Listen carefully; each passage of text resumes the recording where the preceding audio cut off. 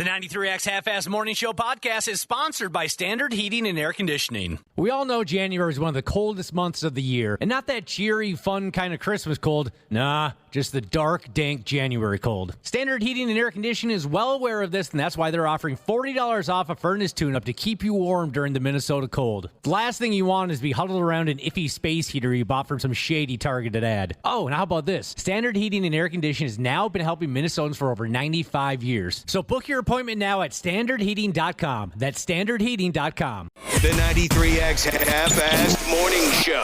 93.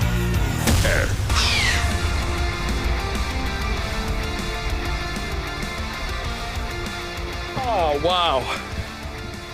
I get a wonderful feeling all over my body, Josh, when we crack the mics here in our garbage radio studios for a fresh edition of the 93X Half-Assed Morning Show. I do. Despite the overwhelming sense of doom.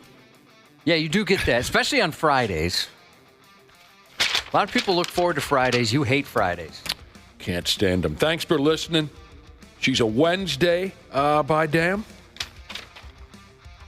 Tomorrow, we'll be just 1 month away from watching the Minnesota Vikings play in their first Super Bowl since 1977.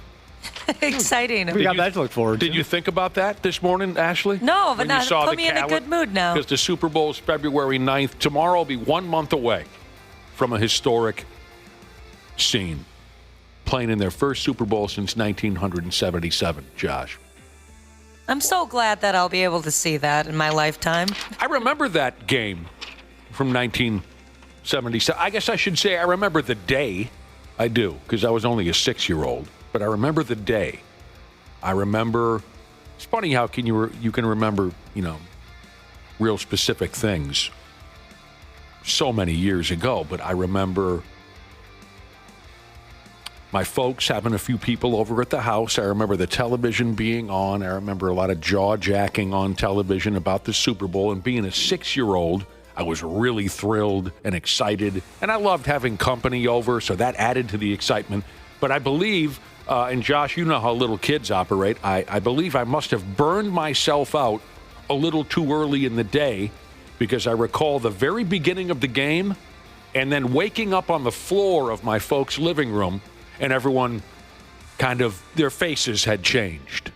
It went from excitement to disappointment, and I remember coming to on the floor of my parents' living room and having my dad say, yeah, they lost. I wish I remembered that. So I slept through the entire game as a little pot liquor 6-year-old. But you remember the excitement, though, and I do. That's cool. That's I a do. cool memory. I remember. I was just under, almost 2. Almost 2. One that I always remember was when the Gophers men's hockey team won the back-to-back championships. I was like 8 or 10, and I was just playing knee hockey with my dad in between periods. We had someone come over. We made food. Yeah, it was a lot of fun. Special moments. Yeah, I remember just driving in, seeing the overturned, burned husks of cars, the graffiti, the down streetlights. We were in high school when that happened. We saw in the news. We were tempted to drive down here, but we decided not to. That's the first time I realized, people do this when you win as well. Okay. One of the loudest, most out-of-control bar scenes I've ever been involved in was that first of their 2 back-to-back hockey titles there, 2002 and 2003, if I'm not mistaken. Mm-hmm. Sometimes I'm off by a year or so, but that first title they won, Golden Gopher Hockey, we're talking about, when they beat Maine in the national championship game, one of the loudest and most raucous bar scenes I've ever been involved in, and I will also never forget that. Josh, was it that first title or the second one where they burned the campus down? That part I can't remember. I think it was the second. They burned the campus down. Yeah, I believe it was the second. And he's right. If you don't know where our studios are located, for God's sake, we might as well build a dormitory here. We're right on the U of M campus. So, yeah, when we drove in, son of a bitch, the place was destroyed. I thought, oh no, they must have reviewed the ending of the game and they changed the outcome. Why would people be so upset? There's just nobody around. I mean, Usually you drive in through campus and you're like, oh, passed out college kid, drank too much. It was a ghost town. I suppose everybody's getting out so they don't get arrested or whatever. And then tons of credit, goes to a handful of Golden Gopher hockey players that next morning came in studio to talk about that championship run, and they looked like absolute garbage. That is so cool, though. They hadn't slept. They hadn't eaten anything. They were just sweating and bruised, and there was lipstick all over them. It was rigged like booze. If I remember, it was Leopold.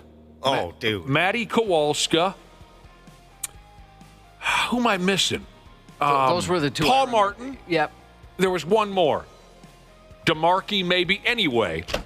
And that's like the heavy hitters of the team, too. Man, that's a good group. I got to have those pictures somewhere. One of my biggest regrets over the years here is never, ever having the presence of mind to bring a camera with for some of these cool experiences that we've had. I'll look around. I thought pictures were taken that morning.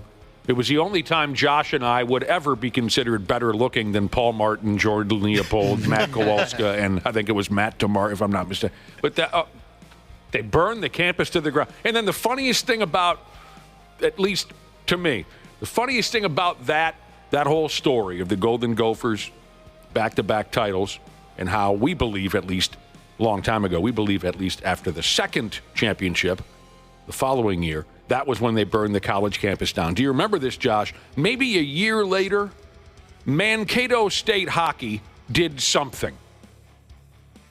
I don't know what it was, but they did something. It wasn't win the national championship, obviously, but they did something, okay? Their hockey team accomplished a special thing, all right? And sure, yeah, they're all 35 years old, right? And they destroyed their campus a year after, maybe 2 years after. And the local news is covering this. They've got camera crews all over Mankato State showing this was on fire, this bus was tipped over because of a sporting event. I want to say it was hockey.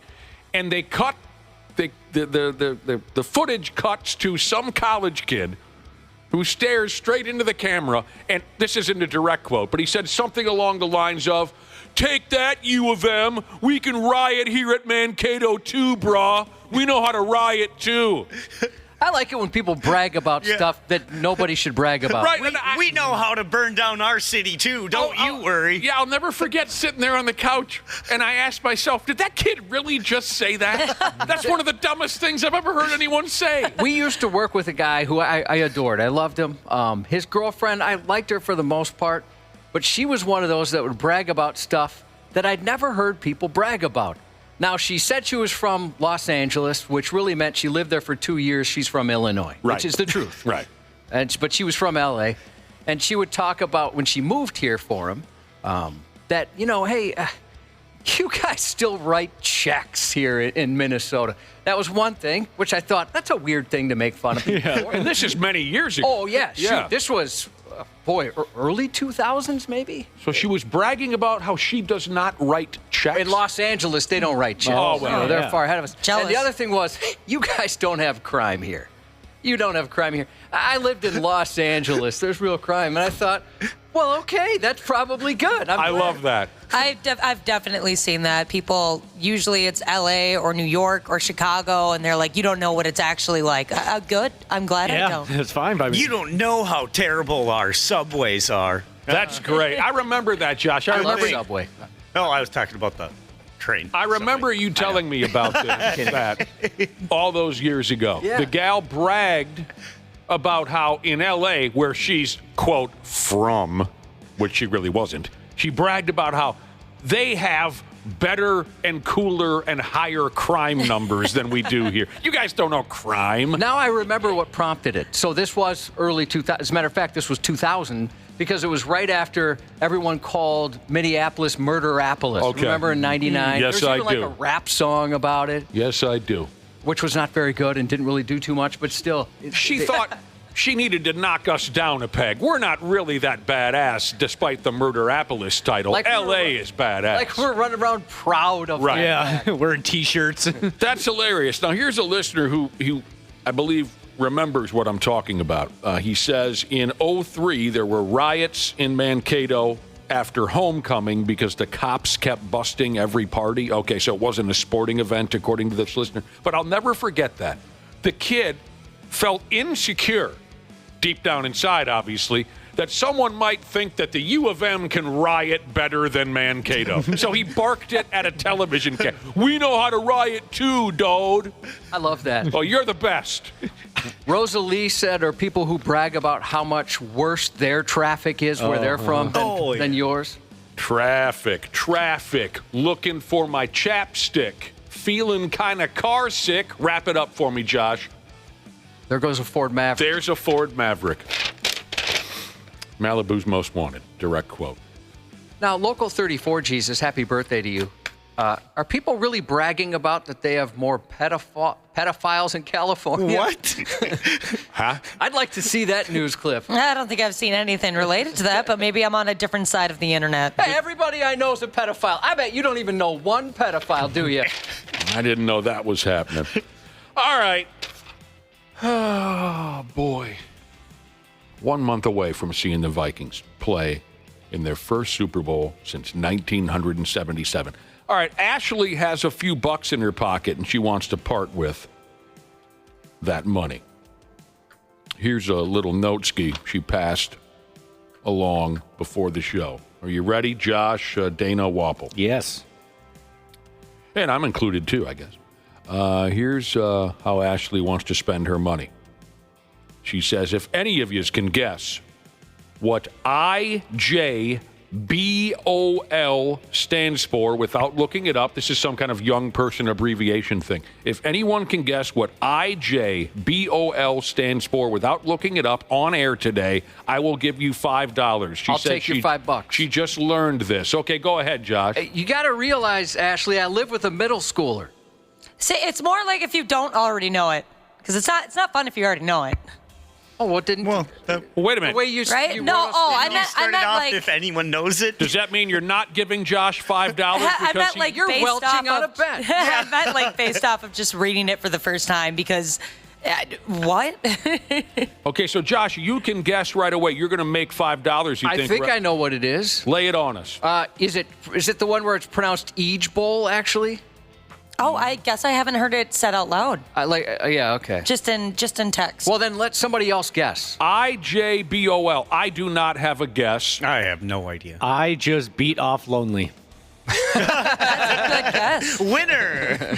She says she just learned it yesterday. It's a new lingo abbreviation thing that the young people are using. Well, I guess maybe you're not going to spend any money. I thought maybe somebody would have that skill set. Has everybody had an opportunity? And then I'll tell you what I thought it was. Okay. Is it I just burst out laughing? Yeah, or busted out laughing. Oh, okay. Hand cubby, $5 American. You keep your money. You're when I was dirty typing money, that, yeah. I even thought in my head, if Josh gets it right, he's not going to let me give him $5. I hope Josh gets it right. All right, I'm going to guess now. I just busted out laughing. Good job. You won. Here's $2. What are we talking about? You get the second place prize. Why would I get the second place prize? Your verbiage here. If anyone can guess what IJBOL stands for without looking it up on air. I didn't look it up. I heard. You're right. I That's a wasn't great specific loophole. enough. There's some alternate meanings coming in from listeners. Public Excellent Jesus said, I jerk off between old ladies. My damn. I immediately thought dirty when I saw it because I mean, isn't this essentially what LOL means? Yeah, it's kind of stupid. But it's more. You're May- bursting out laughing. Mountain Mayhem Jesus said, I just burped out loud. So, Josh, does Oh, your geez. son use this? No, one of his buddies, he says that. And he actually says, like, He says each bowl. what? No. So I had to ask him what the heck. I thought it was a drug reference that he had. Someone in the room will say something funny, and then the young kid will say Eej Bowl. Each bowl, yeah. Or it's usually Instead like of they laughing. text it, right? So I bet you're the guy that says something funny. No, it's not. I got a story. It's probably more. My son said I'm not at all. Do they not find you funny, the young people? Oh, not at all. Okay. And neither do anybody else. Oh, geez, Jesus said, each bowl. I just bought oil lamps. You're going to need those in desperate times. How is it that the young people don't find you funny? You telling me that my godson, your legitimate son, told you to your face that you are not funny? Yes. I will fight just, him. Like 2-3 days ago. What was the situation? He was talking about how funny one of his buddies' dad was. Oh, and then that he wished hurts. that was funny. And I bet the guy's not I'm sorry, funny at all. Hang on a second. He was talking about how funny one of his friend's dads was, Yeah. and he told you he wishes you were that funny. He just said that I'm not. And so I said, well, you know what I think's funny is I pay the internet bill, and I could cancel that at any time. How would you feel about that? I'd like you to do that. Because That's so bogus. It's simply not true. Whatever happened to kids defending their dads with the old, my dad could beat up your dad? And, Yeah. your son just tears you down, Josh. Well, my children are my biggest bullies. It doesn't matter what you say; it can't hurt. I've heard it, and I've heard it worse from people that I love. Kids That are can supposed be... to love me. My oldest, he's the least mean to me, but he'll still throw one off every once in a while. Throw one out. Kids can be terribly mean. We all know that. I remember snapping at my dad once. I mean, more than once, I'm sure, but there's one that I look back on and I say, sheesh, what was your problem? My old man liked to call my brother and I Bud. What's going on, Bud? Hey, Bud. Good to see you again, Bud. And one day, I don't know, I was like 13. He dumped that Bud line on me for about the 1 millionth time, and I said, I'm not your buddy. I'm your friggin' son. Stop calling me Bud. I'm not your buddy. Oh, wow. And he looked at me as if to say, Jesus, what Yeah. got up your ass? Sorry. Well, you're a young kid. You pop off like that. I screamed at him. I told him, stop it with the Bud. There was a lady that worked at the Mr. Movies by us, and so did I. And somebody called me kid. Like, hey, kid, have you seen this movie? And she came over to apologize to me for one of her coworkers calling me kid, because I guess she hated it growing up. And I told her I didn't mind at all. I thought it was kind of a nice thing. You know, I've met those types. that don't like being called kid. Doesn't like the term kid. I think it's endearing. See, that's how I felt. I felt like it was just a guy being nice, but she was upset. All right, try these on. Try these abbreviations. Now, everyone knows all the obvious ones. Well, I mean, you social media dorks, you know all the obvious ones. Let me try a couple of these on you. What was the one that you... We learned IJBOL. I just bust out laughing. How about FWIW? Go. For what it's worth? For what it's worth. OOTD. Outfit of the day. All right, tell me about that one. Outfit of the day. I mean, I get, because a lot of these abbreviations, they're reactions. You know, SMH, shaking my head. TTYL, talk to you later. Well, I guess but that's not a reaction. I shouldn't have said a lot of them are reactions, because they're not. So I don't know where I'm going with this. Tell me about the origin, if you do know, Ashley, of outfit of the day. People will post pictures of themselves on social media with their fit of the day. Come on. And hashtag OOTD, baby. I just learned about this, Or actually, fit check. Yeah. because Fit check. some Viking wives were talking about all the crap they got in Detroit, right, over the weekend. And they mentioned that they do this, like, outfit of the day type of thing. Especially Vikings players? Vikings wives. Wives, I'm sorry, yes. So they'll post pictures of themselves, like, here's what I'm wearing for game day, that kind of thing. Jesus, how self-centered I didn't know we? that was a thing. How dumb. I think the last time I did that, I was in early high school. So All right, NGL. not gonna lie. You know, I'm a stranger to a lot of these, but I do know a gal. I'm going to snap at her the way I snapped at my dad when he called me Bud for the 10 millionth time in a 2-year span. I'm going to snap at this gal. She begins almost every statement she makes with, not going to lie, but I love Pizza Hut, or whatever the hell. Stop beginning everything you say with not going to lie, or I'm going to choke you to death. That does get frustrating. Like, okay, thank you for not lying about that.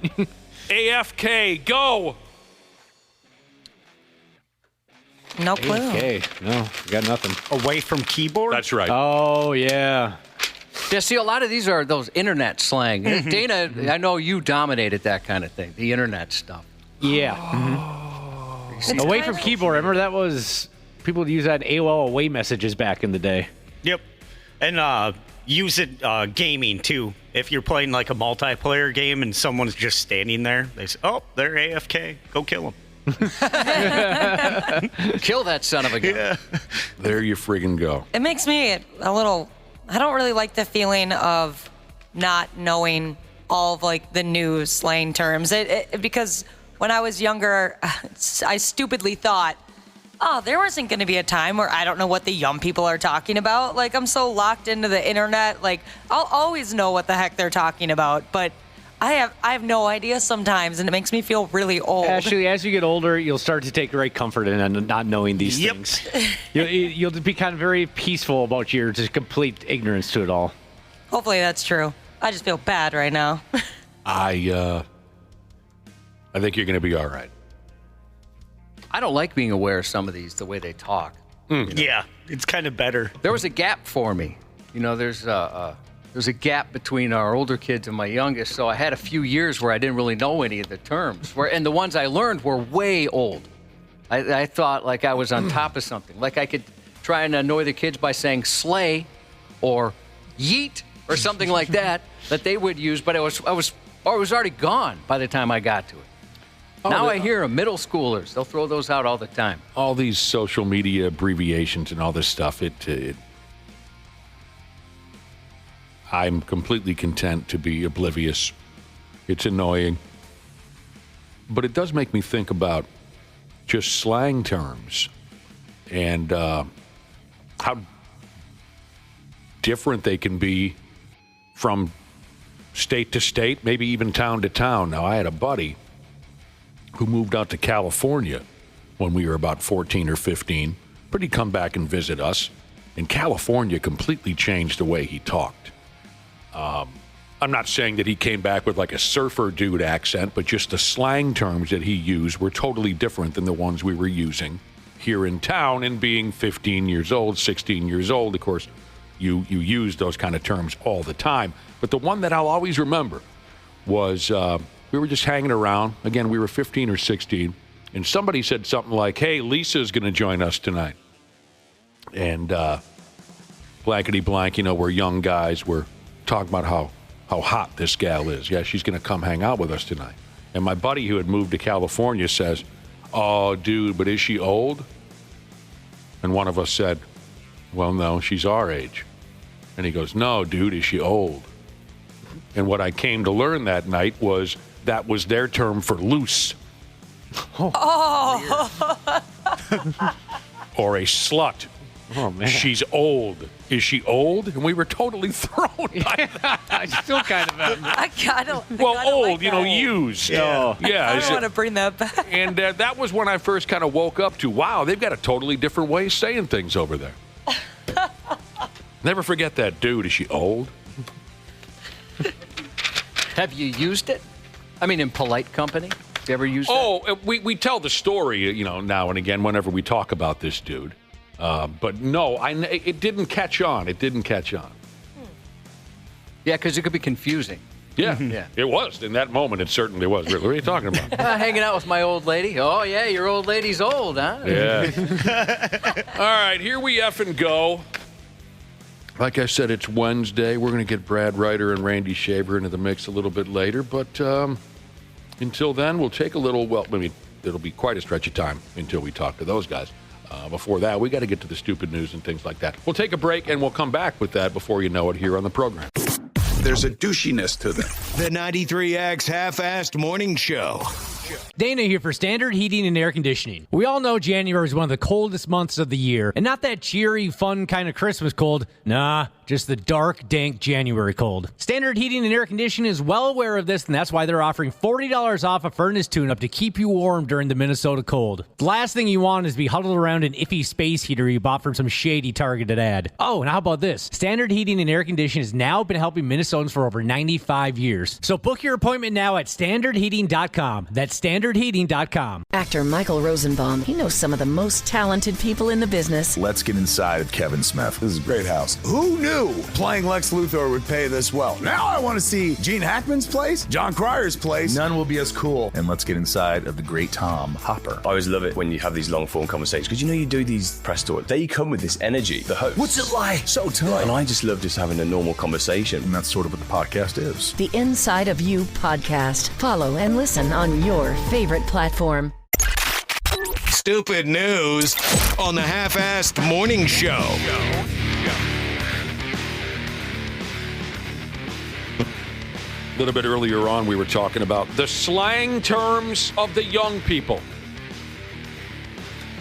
Their slang terms and their abbreviations, total pain in the ass. Ashley taught us about IJ, I'll get there because it's brand new to me. IJBOL, which stands for, this is a brand new one, stands for I just busted out laughing. All right, so keep that in mind. Ashley said, you said you try to keep up as best you can. It makes you feel young, which, by the way, you still very much are. What are you again, 27 years 27. old? Will you stop with the I'm feeling old bit? I'm trying to keep my cool on this. You're 27. You're a friggin' pup. Thank you. That Right, makes me feel Cubby? good. Yeah, I totally agree. Jesus. Although I remember when I turned, for whatever reason, it was 28. When I turned 28, I started to think, oh my God, I'm almost 30, which seemed so old when you were a kid. And I had, just like Nick's doing for you now, I had people say, that's nothing. You're a kid at 30 years old. It's silly that you ever feel any of those emotions when you're 27. Here's a quote that kind of says it all. It goes back to Ashley when she was saying, you know, the new abbreviations, if she can't keep up, it makes her feel old, this, that. Here's a famous quote sent to us by March Madness Jesus, and maybe if you haven't already read the text, maybe someone could guess who made the quote. Here it is. I used to be with it, but then they changed what it is. Now what I'm with isn't it, and what is scares me. That's a famous quote by, go ahead, Abe Simpson. Grandpa Simpson from Family Guy. No. It's right there in the name. From Grandpa. Oh, I love that show. Here's a new abbreviation that an older feller made up. And he says, this one could be used by the older fellers, and the abbreviation is JSOMN. Josh, you're getting up there. Maybe you could use this someday. JSOMN. It stands for just sat on my nutsack. Oh, boy. I've only done that a couple of times, but boy, is that painful. I had a close call recently on a rickety toilet seat, you know, where it's not quite, just very loose and kind of wobbles as You don't need to explain to us a we rickety understand. toilet seat. You got to be real careful when you sit on one of those things. Any toilet seat. Was it the one in the here? No, it was one at the gym, actually. Because that one is old, a.k.a. loose. I learned this. That just must absolutely suck having to worry about that. Well, here's the thing, Ashley, is it isn't anything that I don't think most guys worry about it. But when it happens, it's very frightening. And you tell yourself, I'm going to be careful next time, but we never are. And Well, I'm always careful. Oh, you are? Yeah. Oh, as soon as I so bad that I had to. Whenever I sit on my bag, I tell myself, I got to be careful next time. And then I forget all over again. And 2 weeks later, I do those slippery, those sideways, those sliding toilet seats. You could castrate yourself on one of those. They, it's a short ride. Weep. That's as long as the ride takes. When you sit down in that seat and it slides, it's just beep. That's as long as, but it's a frightening journey. That gets your heart racing. Yeah, that panic sets in. It's almost like you're waiting for something, like the pain, you know, kind of like in the movies where a gun goes off. Everyone's looking around, is anybody shot? You know, you're almost like waiting, thinking maybe the pain hasn't set in yet because it felt really bad. There's a similar fear with any type of manscaping accident. If you've had that, where you think, oh no, this might be the time that I've killed myself while grooming. That's another. See, I would also say that's an event in a man's life where you tell yourself, I got to be careful next time. But then it escapes my mind so quickly, I make the same mistake 2 weeks later. I don't know. You're a worrier, I guess, Josh, by nature. So you do think about these things. Well, if I had a bad experience, I'll be mindful of it the next time. I kind of wonder, you and I share this, where our parents didn't teach us anything about grooming whatsoever. Not a bit. There's nothing. They didn't teach us one thing about it. Nope. So I was wondering, if I remember when I first realized, I don't remember if somebody said you should do this, but I do recall going, I got to take care of things down there. I never really considered something like that. And I wonder, is that something a parent should teach a kid? No. My mom never taught me that. Oh, I guess in a roundabout way, I asked, what do you do with hair other places? And she said, you can use a razor for that too. Oh, so you did ask. Yeah, Careful, I don't Careful, think I don't think parents need to be talking to their children about shaving pubes. Nope. But that's just me. I'm not a parent. That's just, I would say that's, parents have enough to worry about already with their friggin' kids than to teach your kid about trimming pube hairs. It's not a conversation that I'd be interested in having, but Right. I did wonder if that's maybe something, just the warning. Yeah. Like, hey, you don't want to sever that thing. Did you guys get shamed into shaving for the first time? No. My brother, I remember I had hairy arms or whatever. I'm probably not, just a regular kid with hair on their arms. And I remember him making me feel so bad about having hairy arms and hairy legs. It just since that day, I thought never again. You shave your arms? No, I do not. Actually, my mom put him in his place about that. I did once when I was younger, like an idiot, but my mom has always told me not to do that. I'm not really sure why or whatever, but... I dated a girl that looked like she was wearing Chewbacca. She was paying a tribute to Chewbacca on her arm. Oh, I feel kinda so liked bad for those girls. It was fun. If all I saw, I remember her, if all I would see were her forearms, I would imagine that it was Robin Williams. Yeah, it was very Robin Williams-like. She was such a tiny, absolutely. And when she ate, it was disgusting, and I loved it. Dodging Human Turds Jesus said, not more than an hour ago, he had hit a pothole in his garbage truck, bounced up in his air seat, hit his head on the ceiling, and then landed on his sack. Oh, he said it hurt so bad he even made up some swear words. Man, hitting your noggin on the lid of the pickup. All right, stupid news. We got to get going again with the stupid news. For starters, sit back and enjoy a quick story of a tremendous anal achievement. And this here story will make you wonder, like I've heard Josh wonder aloud before, what am I capable of carrying back there? I don't think it'd be impressive as far as for me. I mean, the old saying is you don't know until you try, right? You got to give it a shot. If someday you do go ahead and test the level of cargo that you can carry in your can, please be careful. Ask a friend to assist you. Please, we don't want anyone getting hurt. That's a hell of a friend, by the way. Here's where I'm going with all this gross and sarcastic conversation. A 43-year-old inmate in Georgia. Oh, what name does he go by? Kenneth Gibbs. He was caught trying to smuggle a lot of this, and even some that, into prison by carrying everything around in his bottom. And here's what he had stored back there. And this is where you may question what your leather Cheerio is capable of carrying. Kenneth had 2 vape canisters, 4 syringes, 1 vape cartridge, 3 batteries, not sure the size. That makes a difference. It does. Ken also had 1 cigarette lighter up there and a little bit of happy hay. Again, 2 vape canisters. I don't know what that is. What's a vape canister and how big are they? They're probably, Oh, so about 3 inches long? Yeah. Okay. And what about maybe diameter? an inch thick? Yep. Okay. Yeah, diameter makes a difference. 2 vape canisters, 4 syringes, 1 vape cartridge, 3 batteries, a cigarette lighter, and some dope. That's something right there.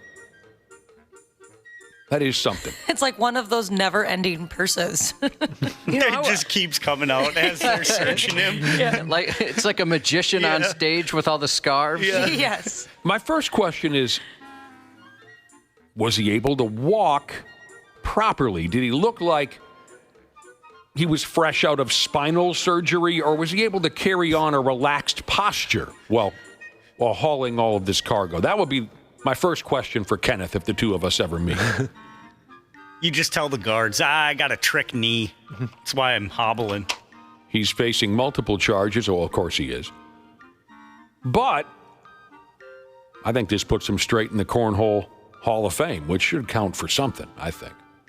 It's an impressive haul. I mean, I'd be nervous with those syringes. Especially.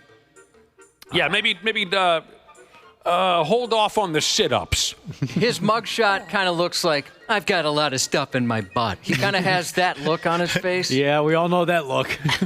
Kenneth, is he a handsome guy? No. Oh. A buddy of mine's kid was born with a tight rectum. So tight, as a matter of fact, the doctor said, hey, listen, if he can't figure this thing out, we're going to have to operate on that son of a gun just to make sure that he could, have nature take its course. I've never heard of anything like this in my entire miserable life. That was news to me. I thought when he told me it was a setup for a joke. Because he's time. like, hey, you ever heard of something like this? And then he told me, and I'd never heard of that. So you're telling me that every baby is born? Every baby is born. That's not the proper setup. Are you telling me that every baby that's born has its rectum tautness tested? No, in this case, it was a problem with going to the bathroom. So they brought him into the doctor. And they discovered a problem. The doctor's like, I had a family he's member. A bit of a tight ass. I had a family member, Josh, that was born with it just completely shut. Oh, They is had that to, right? Oh, no. They had to go in there and make one. They can just make you one. They can make you one? Mm-hmm. Well, I will be absolutely dipped. Something else I'd never heard in my long, pointless life. A kid born without a beehole, and they had to make him one in a lab. Yep, it was. It took a couple months. I'm not sure about the whole procedure, but Entire procedure. Are there any accessories? I mean, can you go and just pick out some different accoutrement or something like that? I mean, if they're going to create one for you. Wow. Really amazing stuff. It's always nice to hear stories about people helping people. Well, this ain't one of them. People are just terrible dicks. We've become so terrible. Some are, that's for sure. This used to be a fun place to live. I feel bad for the young people who never got to experience back when it was fun. As you may or may not know, a huge chunk of our country just got pumped by a snow and ice storm. Pumped, like Van Ginkel against the Lions. Just totally pumped. Not going to let it go. I think you got a crush on him. A 32-year-old feller in St. Louis, Missouri got his damn motor vehicle smooth stuck in the snow while trying to get into a parking garage this past Sunday. Luckily, another guy showed up and helped him get on out of that situation. But then, as soon as they got the dude out the snowbank, the prick bag who stopped to help out robbed the other guy. Come on. no, dude. So, there's some evil genius there. The bad guy had the good guy help him dig out the car he was just about to steal. Right. The guy who got stuck, once his vehicle was freed up, he parked his car in the garage, and then the guy who helped him walked up with a gun and demanded his keys. That's just infuriating. What's wrong with you? The poor guy gave up his car keys, And then he ran off, and he called the police. Turns out the scumbag prick who robbed the dude never actually took the car. It was still in the garage when the cops got there. They're still trying to track the sumbitch down. I don't know, Josh. Maybe dude had a last-second change of heart. I don't know. Or it was a manual transmission. I mean, the number one security device your vehicle could have. Isn't that something? Texas Concrete Jesus, back to our previous story, said his brother blew out his beehole from pushing so hard. So he had to have a, quote, Teflon donut sewn in place. You talking about a prolapse? That's what I've heard it called, a prolapse anus. Yep. Oh, I don't want one of those. Oh. I've heard of weightlifters and whatnot whose ass has fallen out They'll in the give middle. themselves hernias and prolapsed anus. The ass, well, I've heard of porn stars where the ass falls out. Oh, yeah. No. There was a story like that not too long ago, remember? Oh, we talked about that. Yeah. I don't remember. There was some porn star that she brought it up. Oh, yeah. And, oh, dude, the details were so gross. It's awful. That's just not right. No. Now, you know that in the porn world, there's a prolapse crowd. No, there's not. Yeah, there is. No. Yes, there is. That are into that? Yeah. Does it have a funny Reddit thread name? Because some of those have some pretty funny names. I wish I could tell you. All I can tell you is this. You know, we go up to BIR for the drag races. 6-8 guys camping together for 3-4 days. It's disgusting. It's awful. It's ball busting. You're arguing. You're drunk. You're gross. You're unwashed. It's all of those wonderful things, right?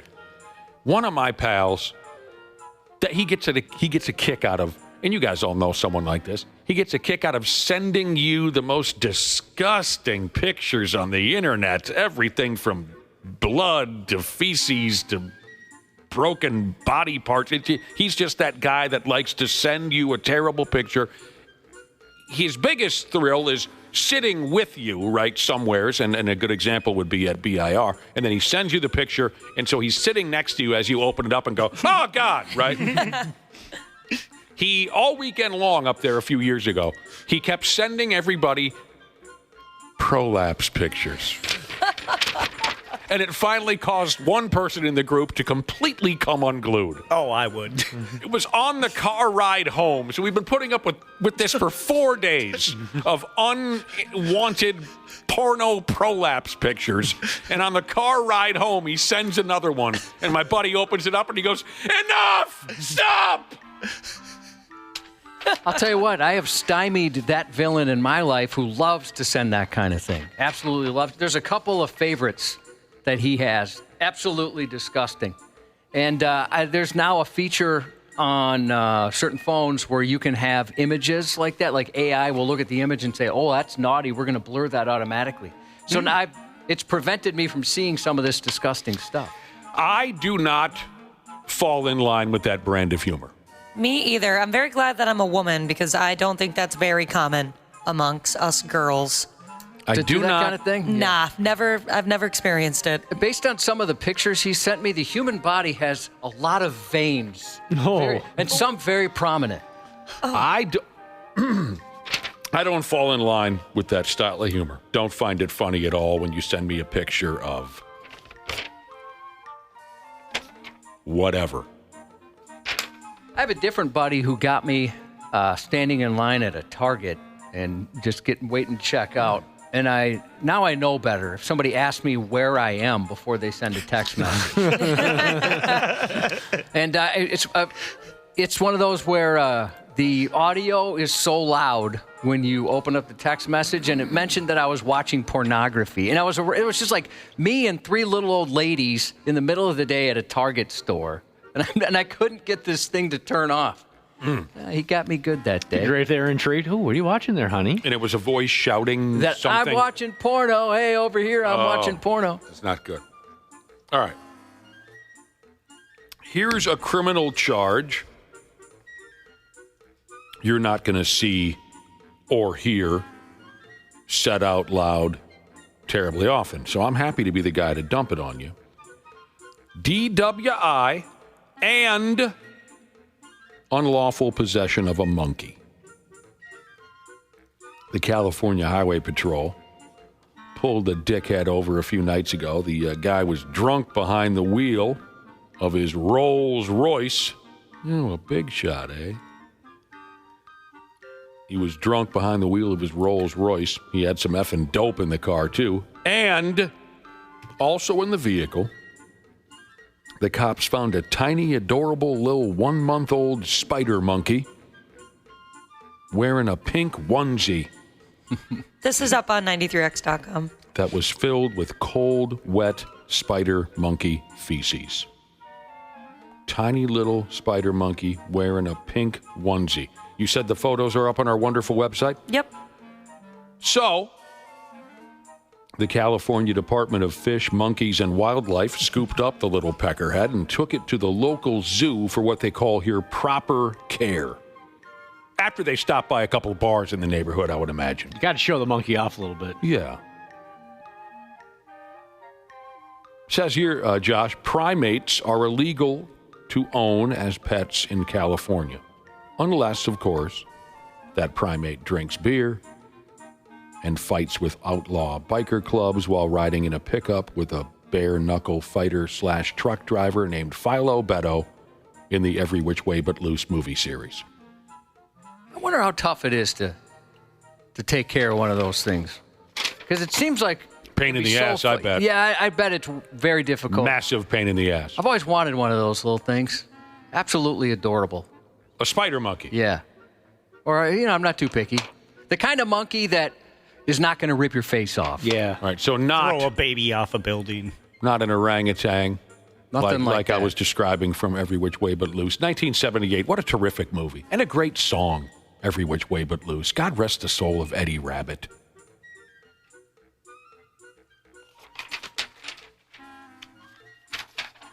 We're going to keep going here with the monkey routine, the monkey vibe. And we can also go back to those awful winter storms that are swallowing towns whole around America that we were talking about a few minutes ago. So a stupid little monkey, wearing a tutu this time, broke free from a house in Missouri. Wasn't that Rolls-Royce story also? Oh, no, the guy who got his car almost stolen by the guy who dug him out of the snow. That was Missouri. So we're back in Missouri. A little monkey wearing a tutu broke out of a house, and the cops caught the little prick just before that big fat-ass winter storm hit, which would have for sure killed that monkey dead. He would have been so confused. And there's a picture making its way around the godless internet of a cop down there in Missouri grabbing that scrawny little monkey up off the side of a highway. And like I said, the little bastard the monkey is wearing nothing but a damn purple tutu. This is also up on 93x.com. Now all I can do is just, let's say he was still out there during that snowstorm. I just picturing that little guy shoveling sidewalks for money. No. Showing up at old people's homes, shoveling their sidewalks. Poor little guy, he's shivering. Just a little monkey shovel. Oh. Don't you want to? Now everybody wants a monkey. Yeah, I can picture it now. Let's get a monkey together. Yeah. Nothing but a little purple tutu. A terrific story. But, come on, Josh. Even you. Even me. I don't like how this starts. A guy who loves puns. You love puns. I like the more creative, very subtle ones. Well, then you have to be disappointed in the local cops down there in Missouri for describing this whole situation as, quote, bananas. Yeah, I think that would be, if everyone had to guess what they were going to use, bananas would be the number, or monkey business. Yeah, if that's as creative as you can get with that story, just don't say anything. If these cops want to be stand-up comics on social media, that's fine. But I think now that it's a trend for cops to dump jokes online, it's time we start asking for a little more effort out of them. Bananas is all they came up with? Disappointing. Some are good. Some are very good. Some departments are very funny. The monkey had been living at somebody's house in the neighborhood. It managed to learn how to open a door, and it busted out that way. The sheriff's office said it's a great example of how their cops, quote, have to be prepared to handle whatever the job throws at them. And like I was saying, the timing was spot on. A terrible winter storm hit town shortly after they snatched that monkey up and brought it back to its owner, who I'm guessing the monkey greatly dislikes. This was no accident. This was an escape. Porno Jesus said, unless you really know what you're doing and have some type of animal training, you don't want a monkey. No. He said his dad, for whatever reason, the family was broke as hell, but he still had a spider monkey. He said that the monkey would throw its poop all over and very loud as well. Yeah. It sounds awful. Yeah. I mean, I've always wanted one. I've made that clear on the air many times. I've wanted a tricycle riding, beer drinking, cigarette smoking monkey that can come to parties with me and we carry on like that. But the thought of owning one sounds absolutely miserable and exhausting and disgusting. And plus, you never know when it might just pull an artery out of your thigh and watch you bleed out. Yeah, I don't trust them They very get a much. kick out of that kind of a thing. They do. Monkeys get a kick out of that thing. Which I understand. But. Yeah.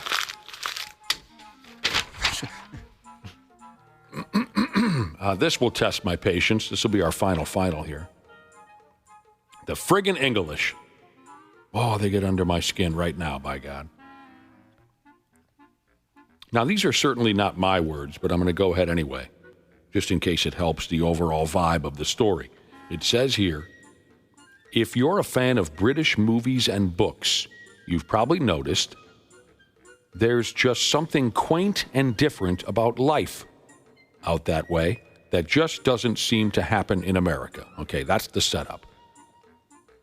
And they say this is a great example. There's a town in... just my blood boils to have to say this out loud. Not there's a town in. That's not the setup. There's a street corner, I guess, in Nottinghamshire. There's a street corner there that's got something different going on. Someone is leaving plates of peeled bananas on a street corner, and they've been appearing there every month for over a year. They usually show up on the second day of every month. Locals can't figure it out. Some think the peeled bananas could be intended for critters to eat.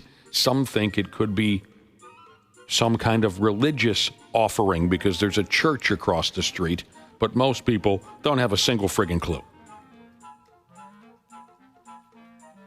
All right, a plate with peeled bananas on a street corner, put there every month on the second day of the month. Anyone got any guesses?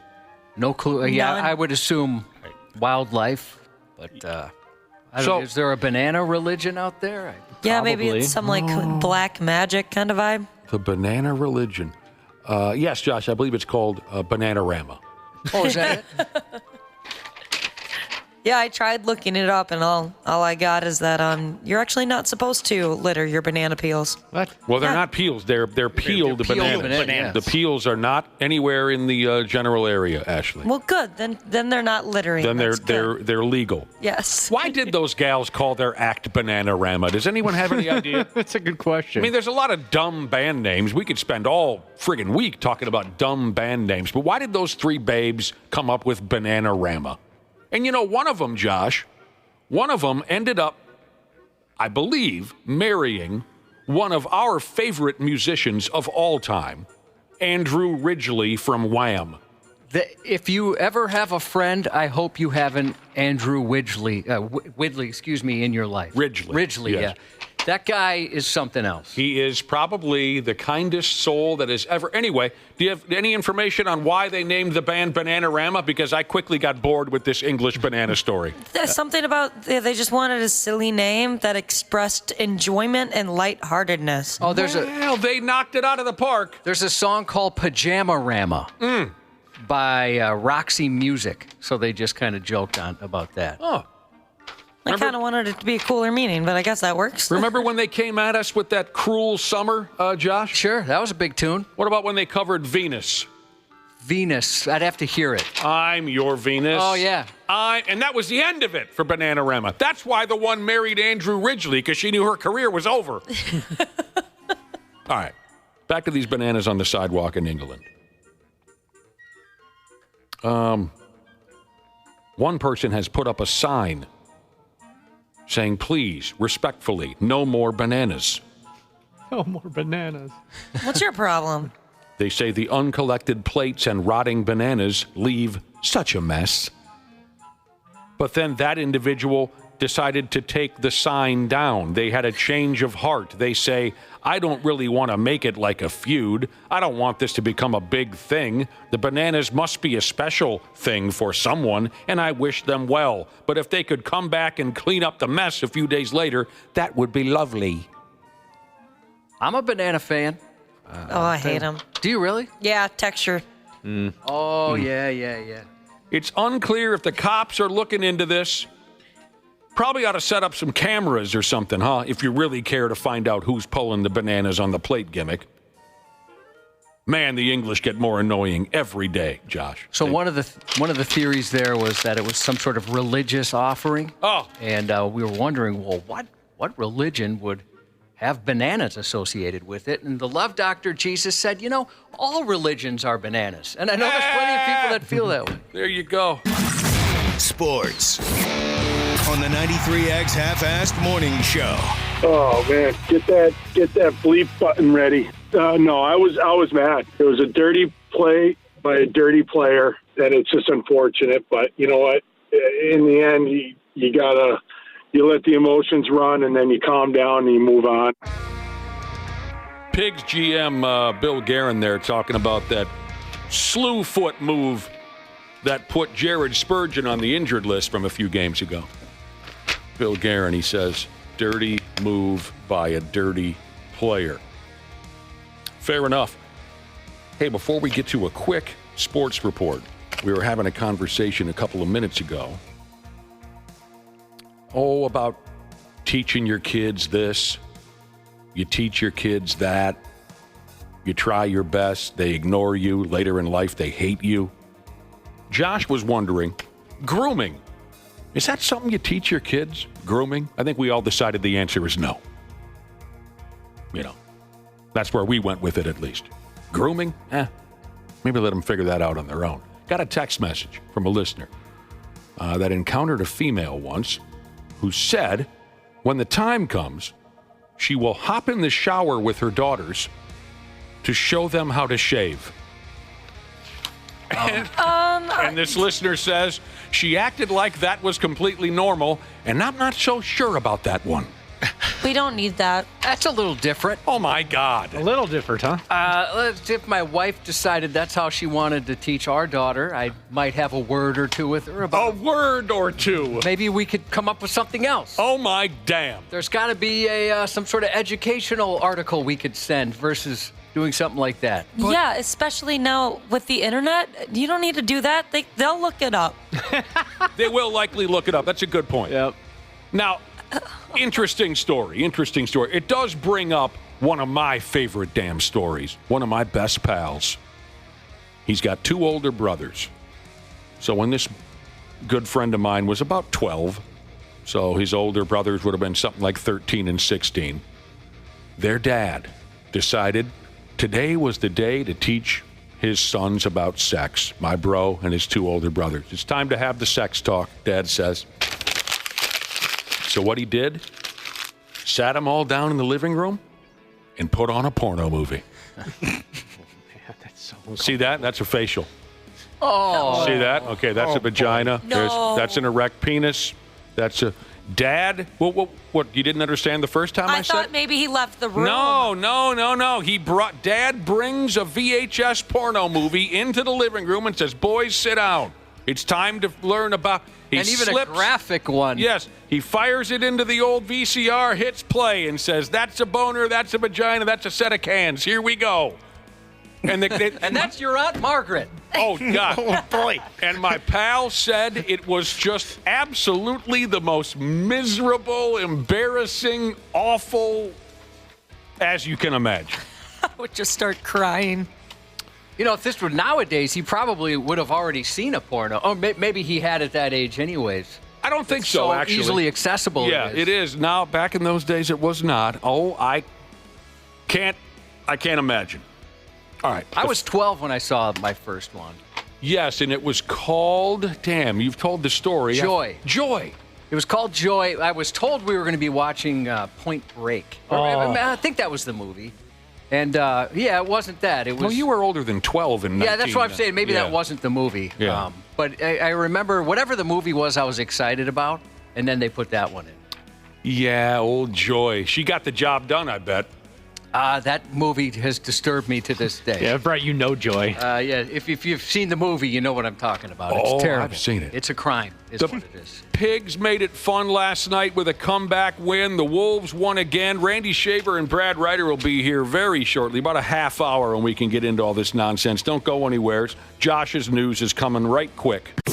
There's a douchiness to them. The 93X Half-Assed Morning Show.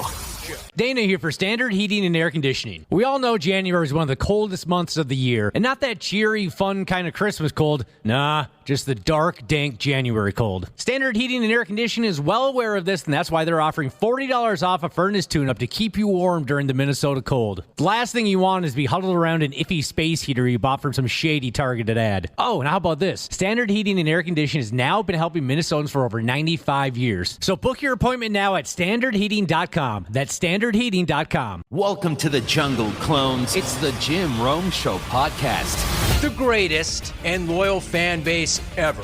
You, the clones. It all starts with the jungle. We're in it to win it, and I'm in it to go as hard as I possibly can every day to make sure that you clones get the best possible product every single day. Day one, all in, let's freaking go. The Jim Rome Show. Follow and listen on your favorite platform. Half-Assed Morning Show. 93X. Ian from JetBlue's as the gate technician in the landing gear area. Noticed two males who appear to be Signal 7, as they are not moving in the landing gear area. An unexpected find was made in the landing gear compartment of a JetBlue airplane in South Florida late Monday. A couple of dead guys. The mysterious discovery happened at Fort Lauderdale Hollywood International during a routine post-flight maintenance inspection. Deputies with the Broward County Sheriff's Office responded about 11:30 p.m. and pronounced both men dead at the scene. Somebody misplaced a couple of perfectly good dead guys. Yeah, they don't know who put them there, and I'd imagine there's folks looking for them. It's a heartbreaking and very tragic situation, Broward County Sheriff's Office spokesperson Kerry Codd said of the fishy incident. During a news conference yesterday morning, he expressed concern for the families. The aircraft had most recently operated from New York's JFK, according to JetBlue. Before that, it flew from Kingston, Jamaica to JFK, Salt Lake City International, back to JFK, and then to Fort Lauderdale, where they found the dead guys. The Broward County Medical Examiner's Office will perform autopsies to determine the cause of death. It's unclear where the men boarded the aircraft, but an investigation is ongoing. So far, they think they might be Jamaican nationals. It's very interesting. Yeah. Stowaways? Possibly, yeah. Can you imagine that find? From what I understand from the stories I've heard, when folks try that gimmick, they freeze to death. Yeah. They freeze to death. Oh, no. In other JetBlue news, a passenger got sick of arguing with his girlfriend, so he opened an emergency exit door and deployed the slide while the plane was taxiing at Logan Airport last night. He's had enough. Yeah, that's when you know you've reached your limit. Yeah, that's two from JetBlue. Your move, Spirit Airlines. And he took the slide down and he walked out of there? He had to get away from her. Good for him. Hey, it was an emergency. A heartwarming rescue unfolded in Illinois after a beloved dog, missing for nearly a week, was found thanks to a thermal drone. Cool. Kate Belmonte and David Nowak from Crystal Lake were devastated when their 2-year-old Bernese mountain dog, Charlie, vanished December 30th. Despite days of searching, their furry family member was nowhere to be found. Determined not to give up, the couple enlisted the help of Doggone Pet Recovery, a group specializing in locating lost pets with advanced technology. The search team deployed a thermal drone to scan the area, and finally, there it was, the moment they'd been waiting for. Charlie discovered hiding in some tall grass at a nearby park just 2 minutes from home. Now on the mend from some surgery for a broken leg, Charlie's back home and ready for some snuggles. Well, he must have gotten rolled by a motor vehicle, huh? As he plots his next big escape. Oh! Get your dog chipped. Wow, it's the best thing ever. It just wasn't found. So maybe he was chipped. You follow me there? Oh, yeah, I forget. For some reason, I think that sometimes with the chip that it's like a GPS locator. Oh, maybe they make those. I guess I don't know. Yeah, They should if they don't. I don't know these chips. You're probably right. What a great gig. What an interesting gig. You are part of a pet, how did they say it again? Like a pet recovery team. You got thermal drones and whatnot. That's awesome. There was actually another one that stepped in to help, too. They had some other high-tech stuff. I'd like to be that guy. You could probably charge whatever you want, too, because people will pay a ridiculous amount of money to find their puppies. What the hell was stupid Charlie's problem in the first place? It was an escape, you think? Well, it's very possible. Yeah.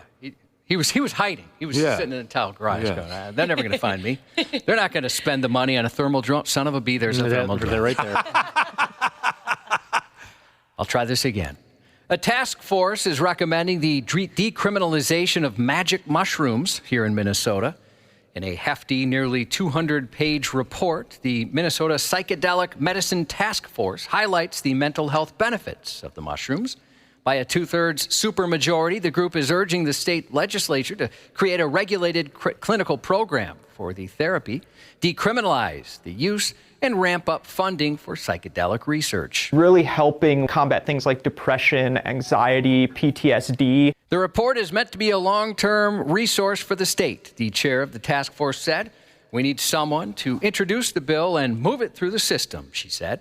Another member of the task force is optimistic as well. If we can get a true environment to have some research done and find an effective way to administer it, and we have the resources to do it here, then I'd be all for moving it forward. The task force also considered a clinical program for synthetic drugs like MDMA and LSD, but that did not gain enough support. All right. Shrooming, huh? Yeah, anytime we talk about this, plenty of people text and they say how beneficial it's been for them or someone they know. Yeah. And I want those people to get their hands on it. I don't want the 21-year-old dude at the bar who's already had a dozen beers to get a hold of those magic mushrooms. The folks that really need it. Yeah, right. A sugary tragedy struck Japan in the new year, with 2 people losing their lives to an unexpected culprit, death by dessert. In the first 3 days of January, 9 individuals, aged 73 to 84, were rushed to Metro Tokyo hospitals after choking on mochi, a traditional rice cake known for its sticky, chewy texture. They just choked themselves out with the stuff? Sadly, 2 of them didn't survive. The Tokyo Fire Department revealed that one of the victims was a 70-year-old man who choked at home just after noon January 1st. The second victim, an 80-year-old man, also fell victim to the beloved yet apparently risky treat. It's not an isolated incident. Between 2019 and 2023, 368 people were hospitalized in Tokyo after giving into their sweet tooth. Over 90% of them were seniors, with January a peak time for consumption, accounting for 142 emergency cases. Officials advise cutting it into small, easy-to-eat pieces, chewing it slowly, and drinking tea or soup before consuming it to aid digestion. It's a squishy, elastic, and creamy rice treat typically enjoyed around the new year there. It's made from pounded rice dough and comes in various colors and flavors. Emily Anderson, a curator at the Japanese American National Museum in Los Angeles, said that eating it is a huge New Year's tradition. That stuff is fire. Oh, you've had it? Oh, wow. Mm-hmm. I was reading that it's not very common here, that some people have tried to get it to take off, but it hasn't. Where'd you have it? Like at a Japanese restaurant or? No, you can get it from the store. Oh. Yeah, boyfriend came home with some of it once, and it was very delightful. This is the first time I'd ever heard of it. It is weird. Like I can't even think of a food to relate the texture to. It's a little goofy to get used to, but delicious.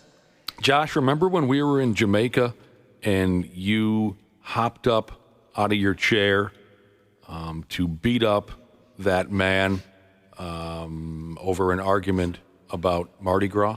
The guy that was relentless and kept saying how much we sucked because we weren't talking enough about Mardi Gras? Right. Do you remember that moment I where do you remember hopped up out of your chair, you were going to beat the living hell out of this guy? I couldn't take it on day 3. Because he wouldn't shut up about Mardi Gras. That was the closest I'd ever come to choking to death on food. I was unbelievably hungover that morning, afternoon maybe, and I hadn't had anything to eat, and my mouth was just dry as a bone, but starving.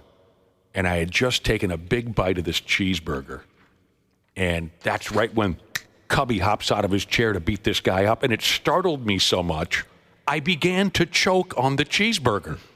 And wouldn't that have been funny if I would have, once you got done beating this guy up, I would have been dead in the corner? Didn't even notice you were choking. I'm a double murderer. I wanted to get up out of my chair to assist you if you needed it, and I'm sitting there, I'm turning purple because I can't get this cheeseburger down my dry, overhung throat, and I finally got it down, and then by the time I got to my feet, you had already handled things. That's the closest I ever came to death from trying to swallow a meal. We were young men back then. Oh. I remember my favorite part about Jamaica wasn't like the nudity and stuff like that, because we were on a nude resort. Mm-hmm. It was the food. That's some of the best food I've ever had. Boy, did we were stuck with some unfortunate coworkers back then. Yeah, unfortunately we were. They were kind of embarrassing. That's why I spent most of my time over there on Porno Island or whatever they called it. An 80-year-old woman tragically lost her life after her motorized scooter caught fire outside the Boundary Waters Care Center in Ely Monday afternoon. Yeah, this was terrible. Old lady in a scooter and then it caught fire? Yeah, she was completely engulfed. Come on. They managed to pull her off the scooter, but she'd already suffered severe burns. The victim was rushed to Ely Hospital and later airlifted to Duluth for further treatment, but sadly, despite their efforts, she succumbed to those injuries. Well, that's the worst damn thing I've heard all day. Police haven't indicated what caused the fire, which is under investigation by the state fire marshal. Poor lady. Yeah, just had no chance. A bizarre encounter in Florida's Alligator Alley led to the arrest of a 63-year-old Cape Coral man who claimed to be a CIA agent. The Florida Highway Patrol pulled over a pickup truck on I-75 after noticing it flashing red and blue emergency lights. The man, riding shotgun, confidently told troopers, "It's cool, I'm with the CIA." He wasn't. When troopers searched the truck, they discovered a stockpile of weapons, multiple passports, a bulletproof vest, and a collection of fake federal badges from the CIA and other agencies. That man was promptly arrested, despite his ties to the CIA. Imagine if you said that. They're, oh, all right. Yeah, that's cool, bro. See ya. Pardon me, I had no idea. These jagoffs just keep multiplying, but it's great that they got him handled when you, especially after you hear everything he had in his friggin' pickup. Yeah, no kidding. Jesus Christ, what the hell was that guy thinking? That's pretty what was scary. he planning? That's pretty scary. Yeah. In Florida, a routine traffic stop led to the arrest of a man after deputies discovered a surprising stash, fentanyl, hidden in a fake dictionary. Deputies pulled over 45-year-old Samuel Shorter last week after he crossed the double yellow line, narrowly avoiding a head-on collision. According to the sheriff's office, Shorter eventually stopped his car in the middle of the road, prompting further investigation. While Shorter waited in the back of a patrol car, deputies conducted a search of his vehicle. Alongside 34 grams of marijuana and a scale, they uncovered what appeared to be an innocent dictionary. What the hell you got a dictionary in your car for? That would be suspicious right from the get-go. That was going to be my next point. What are you, on your way to a spelling bee or something? Yeah, who carries it? You don't need it anymore. No. Just Google. He's probably got a smartphone. He wasn't looking to expand his vocabulary. Rather, concealed inside the book was a hollowed-out compartment containing the fentanyl, some methamphetamine, and cocaine. Despite carrying around a dictionary, he didn't learn much. The sheriff's office noted Shorter's no stranger to drug-related offenses, having served 2 previous prison sentences for selling drugs in the past. Yeah. They got him again. Did you guys ever get a dictionary or thesaurus for a gift? Yes. Mm-hmm. Yeah, I have an aunt who would always give gifts like that. Same breakdown on my end, Josh. I believe it was Christmas. I think I was 10 or 11, and one of my mom's sisters got me a dictionary, and I was furious. Yeah, that would just piss me off. Oh, really? That was my next question. Did you even pretend to be happy about it, or did you I don't remember what kind of face I put on, but inside I was boiling. I wanted to say, "Get out of my house." Your house. Undaunted by a long history of driving convictions, a 69-year-old Minneapolis man with no license was stopped on New Year's Eve and arrested on suspicion of driving while intoxicated for the 22nd time. His latest brush with the law began when a state trooper stopped him in Brooklyn Center. According to a Hennepin County Sheriff's Office social media post, the man already holds 21 DWI convictions, earning him a dubious legacy in Minnesota's legal system. So you've got some catching up to do, Wapple. Yeah. Are you still stuck at one? Still at 1? Yep. Drunk drivers endanger lives every time they take the wheel, said a spokesperson for the Public Safety Services Bureau. Our commitment to safer streets drives us to hold repeat offenders accountable, they said. Court records reveal a nearly 25-year pattern of the man being caught drinking and driving across the state. At the time of his arrest, he was also facing serious charges for a July 2023 incident where he allegedly fled from a state trooper after dangerously cutting across multiple lanes of traffic in Minneapolis. As of last check, a New York Mills man holds the state record for the most drunken driving convictions with 28. Statewide, more than 100 drivers have at least 10 DWI convictions. Nearly 1,500 have 6 or more. Data shows that 1 in 7 Minnesotans has a DWI on their record, and 40% of those people they suspect will reoffend. 1 out of 7. Wow. Or did I say that correctly? You did, yeah. 1 out of every 7. I didn't know it was that high. I mean, here we got 5 people here. We got 1. That's a good point. Mm-hmm. Yeah, so I was surprised by that number as well. But I suppose, everybody probably knows at least a couple people who have gotten them, I would think. And even some people, when they get one, they don't tell people either. They try to keep it hidden. I know quite a few, my beloved Cubby, quite a few. Yeah. I could rattle off about 7 just within my family, much less any friends or coworkers. One of my pals got stuck with jury duty, and he finally got called in front of the judge and the lawyers and everything to see if he would be viable for the case. And the first question he fielded was, "Have you or anyone you know ever been cited for DUI?" And my buddy said, How much time you got? Me, both my brothers, and all of my uncles, and a handful of my friends. And they said, goodbye. Yeah, that's going to put him out of contention. Yeah. Perfect first question for him, though. He got in and out of there. His ass didn't even warm up that chair. Yeah. I wonder if that was such a surprising answer, they thought, okay, he's full of crap. He's trying to get out of jury duty. A Texas woman's been charged after authorities said she intentionally tripped a person at her work. She's a teacher, so she works at a school, and the person she tripped is a student. Oh, man. A preschool student.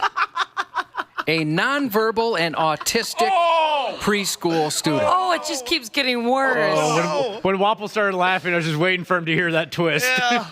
Court records show a grandparent volunteering in the classroom and heard the teacher say, "I swear, if this kid runs past me one more time, I'm going to trip him."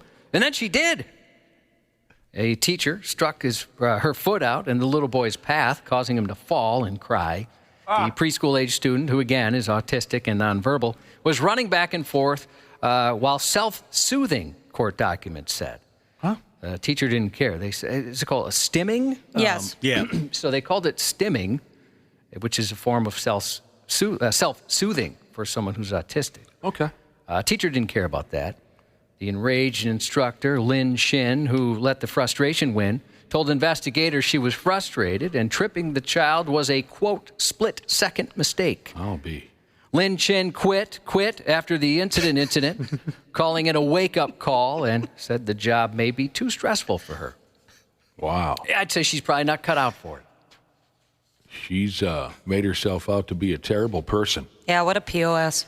I don't know if you can call it a split-second mistake when you said you were going to do it if it happens again. That kind of ruins that credibility, I'd imagine, right there. I didn't mean to kill the person, but I was planning on it. Yeah, just look at my internet searches. Happy birthday to Local 34 Jesus. Happy 60th birthday to hashtag Chad's my dad from your wife and daughters. Got a dad named Chad. Chad's my dad. And happy 27th to Cheese Machine Cheeses from Ball Bag Jesus. And that's 93X News. Randy Shaver. Big time onions. Goodness. On the Half-Assed Morning Show. Hawks don't have a timeout. Trey from midcourt to win it.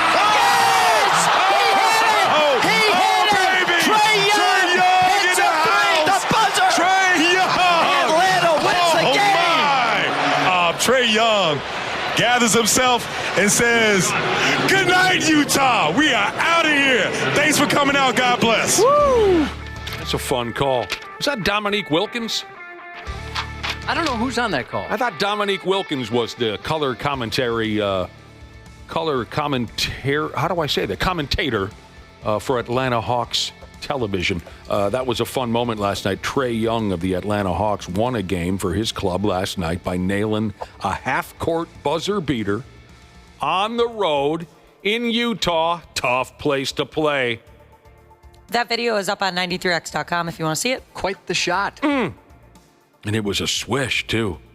Nothing but the bottom of the net, as Dan Patrick used to say on SportsCenter. Who do we have on the telephone? Hello, Randy Shaver and Brad Ryder. We're trying to get... Hello. Brad is not on, you're saying? Not yet. Okay, hello for now. Brad's never on.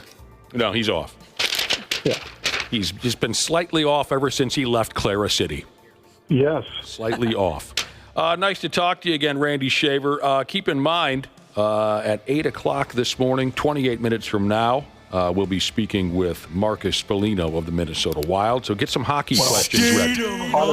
God, what the hell was that? Happy man this morning? Of course. Of course, we'll be talking to Marcus. Randy, what ad did you cut? A few listeners have been texting in, asking questions in this. I'm sorry? What ad did you...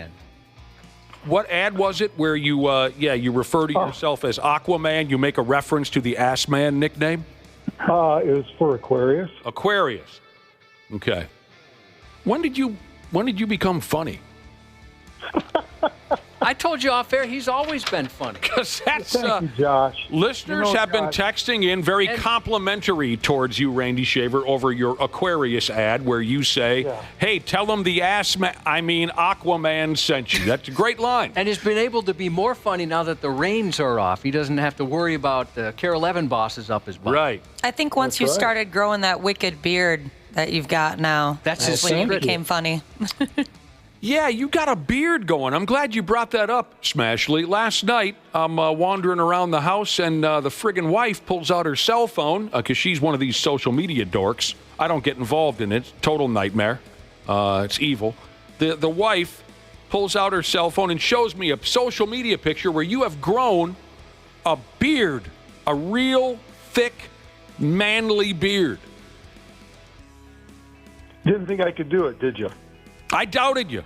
Looks good, though. Good for you. Yes.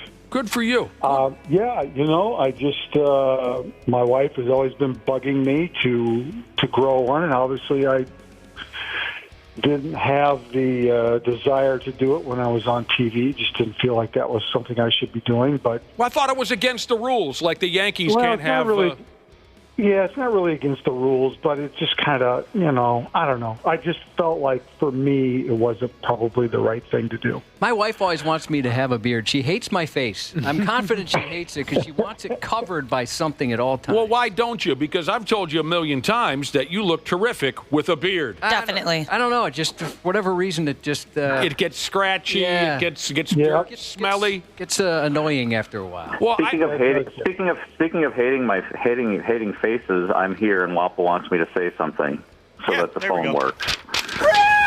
Who is this? Wrong number. Yep, wrong number. Hi, Brad Ryder. Did you guys finally pay the phone bill? We've had that issue before. You guys remember that? Where and this is back, you take calls for contests and stuff, and we're like, my gosh, nobody listens to this radio station. No one's calling in, and we found out they forgot to pay the phone bill. Or when the website said that recently, too. So it was a legitimate question. That's right, Dana. That's right. Where our website wasn't working, and they didn't pay the website bill. And it said that when anybody would try to go to 93X on overdue bill, site not available. Yeah, they shame you. That's hilarious. I forgot about that. Sometimes we have trouble paying the bills around here. Brad Ryder, welcome to the show. We were talking about Randy's new beard. Oh, really? I haven't seen Randy in person in a while. You've got a beard now. Yeah, he's a man now. Is he? I'm a man now, Brad. Well, good. He's a big boy now. Have you named it? I mean, has it got to the point where decided to go through puberty at 66? Did you? For a while, I had a name for my beard. I had it so long, I decided, and I called him Beardsley. Have you decided to name yours, or maybe you want suggestions from? I don't have a name for it. I'm not really looking for a name for it, but if you feel like it's something that could add to the show, be my guest. Yeah, text in 651-989-9393 if you have an idea of what we should name Randy Shaver's beard. That's a tough one. That really is a tough one. I'm not sure how to make beards funny, but maybe our listeners can get a grip on it. So, what you say the number was again? 651-989-9393. Now, Assuming they paid the bill. Yeah. Right. I only looked at the picture quickly last night. Did you put any shoe polish in there like you do with the hair on top of your head, or did you let it go gray? Oh, it's all gray. Okay. It's pretty much all gray. Yeah. Good for you. That's it's about damn time. I don't know. I don't know how long it's going to last, to be honest with you, because I agree with the scratchy part and everything else. I've never had it this long, obviously, for 40-plus years. I had a little bit in high school, but, high school doesn't count. So I can't promise it's going to be around long, but for right now... Just wait till it starts getting warm. A lot of Randy no-shavers are coming in, not shaver. That's kind of fun. Perfect. Yeah, there you go. And Beardy McBeard face. That was Shut my your first thought. friggin' mouths. You got to get like that fancy beard oil and stuff, Randy. That'll take away the itchiness. Fancy beard oil. I guess I don't know what that is. Well, there's all kinds of products you can smear into your righteous facial moss if you have the time and the funds. When I grew a big fat-ass beard a few years ago, I bought some kind of wax, and it was lemony scented.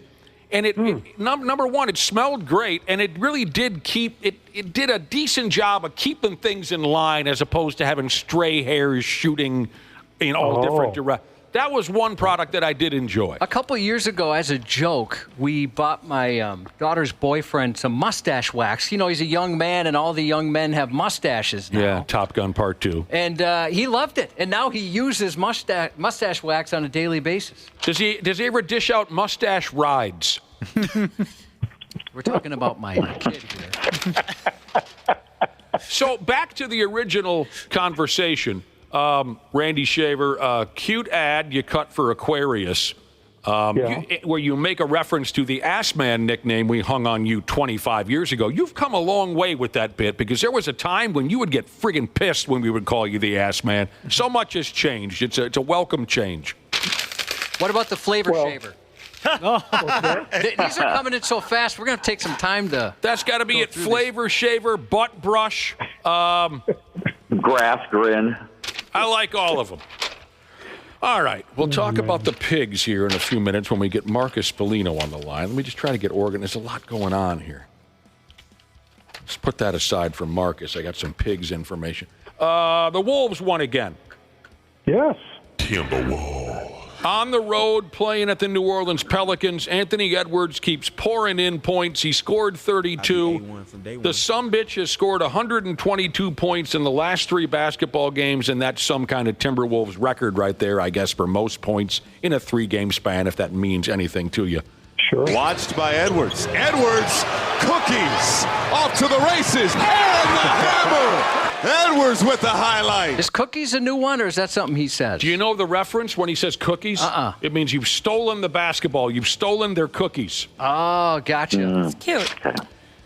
He hit 7 3-point baskets in last night's basketball game, Brad Ryder. Monday when I was on, I said they needed to win the next 5, so they got the first 2 out of the way, Monday and last night. Okay. So they need to win the next 3 now. I mean, they've got games coming up they should win. Well, next up is Orlando on the road, and Orlando's not a bad basketball team. They're pretty good, but that's a team you should beat if you play well. You really think you should beat them on the road? And then they go Washington, yes, I believe. Right now they're banged up. Okay. Really that's right. Up. Yeah, I was about to say Who's that. after Washington? Let me look real quick. I don't have the schedule in front of me. They need to win 3 more. Oh, they have a home game. I know Memphis is good. I'm not saying. They're very good. Game, but they play them at home. You got to beat them at home. All right, okay. Well, Brad needs 3 more wins in a row to be satisfied. I get it. But Orlando and Memphis are tough. So Zion Williamson returned from injury to play last night for the Pelicans. He was good. He's always good against the Wolves. He is good. Yeah. Rudy Gobert got a little spring in his step here. 14 rebounds, 6 blocks on the night for Rudy. Next up, like we discussed, they play at Orlando tomorrow night. Here's another idea for your beard name, Hair 11. That's from Gil. That's going to the top. I think we got a leader right now. Hair 11 That's is brilliant. really good. Gilf Jesus, nice work. Good. Oh, man, that's good. Rub it up against your phone. Let's see if we can hear it. Right. I'm not rubbing it up against my Rub phone. your beard on the phone. Rub your beard. Oh, you guys. I got a little something going here. Let me see if you can hear mine. Oh, yeah. Yeah. Not really. I like that sound. Oh, my God. What's happening? Brad, you all right? I posted a photo of Randy Shaver's beard on 93x.com. Did you get his permission for that? Oh, is that okay, Randy? It's fine. You bet. It's a good photo. You look good in it. I'd like to see that. All right. Bro Bible. That is nude. That's a nude Randy Shaver. How'd you get that photo?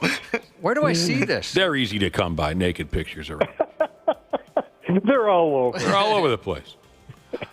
A website called Bro Bible. Uh-oh. I think we've encountered one of my favorite type of stories. The kind of story that makes Cubby tear up.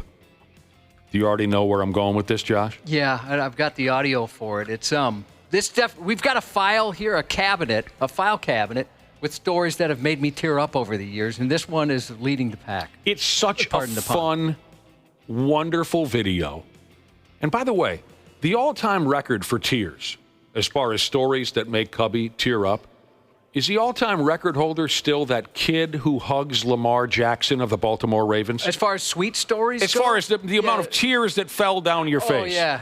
That is a tough watch as far as you're probably going to cry. There's a video from, was this last year? Oh, it's longer ago than that, I think. Maybe 2 years ago? Some little kid worships the ground that Lamar Jackson walks on, and the kid got an opportunity to meet Lamar. If you don't know the video we're talking about, maybe you do, maybe you don't. The kid's sitting in a chair in an office somewhere at the Ravens facility, and when Lamar walks into the room, the kid shoots out of that chair like he's got a rocket on his back, straight into a full-on hug with Lamar Jackson. And the look on his face. The kid is so... And I watched it with Josh. He was an absolute puddle within seconds. It was good. Stories that make Cubby tear up. Now, this one happened at Target Center. A kid here in town who is currently going through cancer met his favorite ball club, the Timberwolves. Little kid by the name of Luca. I didn't get his age. Would you say around 5, 4? Somewhere around there, yeah. You're close. This was after a recent home game. He had the opportunity to meet Anthony Edwards. He had the opportunity to present Anthony with his wristband. You know the bit, right? The wristband thing? Yeah. Yep. Mm-hmm. He presents Edwards with his orange wristband, which signifies his fight against cancer. Edwards has interactions with the kid, then they takes him into the locker room. I don't know what audio you have there, Josh, but there's a favorite part. There's a favorite part for me that I can note once we play the audio. So Luca and Anthony Edwards interacted. Oh, no. I'm afraid I watched the video without the audio this morning, and I had to stop halfway through because I was starting to cry. The audio is going to just put me over the top. Well, yeah, when you see the response from Anthony and then his teammates, how sweet they were to this kid, it's awesome. It is. Edwards tells the kid he's going to wear the wristband for the rest of his career, introduces him to the rest of the Wolves in the locker room. And it's just really cool to see how the fellas interacted with the little kid. My favorite part, and it's just silly, I don't know if you have this audio, Josh, as part of what you cut up. My favorite part is Edwards is walking this little kid around the locker room. He meets Mike Jr., he meets DiVincenzo, Naz Reid, Jaden McDaniels, Rudy Gobert, as Edwards puts it. Rudy Gobert. They come up to Nickeil Alexander-Walker, and Edwards says, "Hey, there's Keel. Keel, this is Luca. Luca, this is Keel." And Nickeil turns around while just wearing a towel, and he says, "How you doing, brother?" Tell me your name. Luca. Nice to meet you. Give me that. Boom. Keel. Keel, this Luca. Luca, this Keel. How you doing, brother? Luca got a wristband for you, man. Say love like Luca, man. How you doing, brother? I love that. It was so genuine, too. Yeah. These guys are great. This is Keel. It's just glorious. These are good guys. You could tell it meant something to them. Yeah. I wish one day I'm so cool that I'm standing there in a towel and I turn around to somebody and say, how you doing, brother? Tell me your name. Luca. Nice to meet you. Give me that. Boom. Kill. Kill. This Luca. Luca, this Kill. How you doing, brother? Luca got a wristband for you, man. Say love like Luca, man. How awesome. He handed everyone his wristband. So, Monday night against the Clippers, Edwards wore his Luca wristband. He scored 37. They won the ball game. It certainly looked like Edwards was inspired. Let's give Luca credit where it's deserved. He won that game for him Monday night. They should have him back Bring again. your ass. Bring your ass, Luca. He's the man around there. Anyone out there knows Luca, tell him we said word up. I love that video. In case I didn't mention it yet, it is up on 93x.com. Appreciates. Golden Gopher ladies basketball plays tonight. They're 15-1 or 16-1. Which one is it? I can't remember. State of basketball, my ass. I saw an article the other day saying 15-1. I don't know their schedule. Okay. So if they've played since then. They're versus Rutgers tonight at home, 7 o'clock on BTN Plus, if you know what that is. They are 15-1.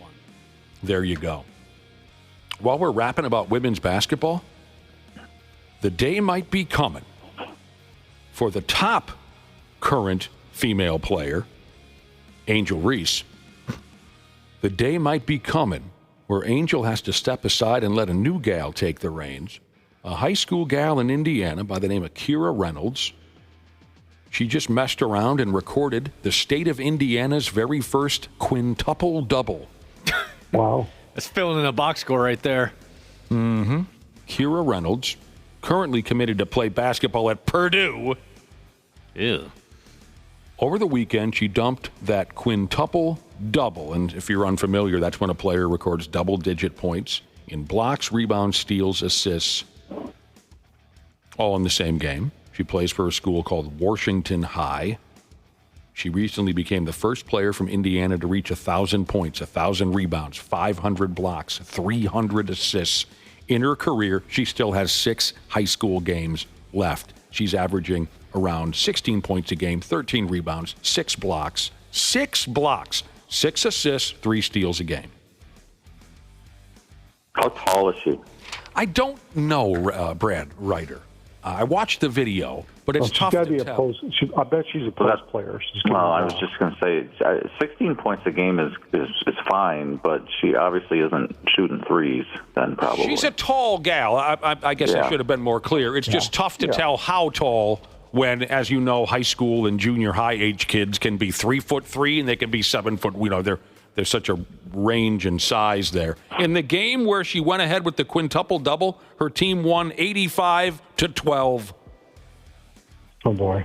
And when she goes off to play with the Boilermakers, she'll be playing with her sisters. She has 2 sisters who are currently on that roster. Daniel Jones. So there'll be 3 sisters. Yeah. When she joins them. Wow. All on the same team, like the Stasneys. For you old 80s hockey fans. It looks like she's 6'4". Not as big as I thought. Not as big as I thought. How tall are her sisters? What do you think? We studied this for an hour before we went on the family tree? I'm just I'm going to need a curious little time for now that. you got me curious about the family. I don't know. I don't know the height of her sisters. Wow. Daniel Jones will be available for the Vikings in the playoffs. Well, that's good news because he's the only one on the roster who's won a road playoff game. Oh.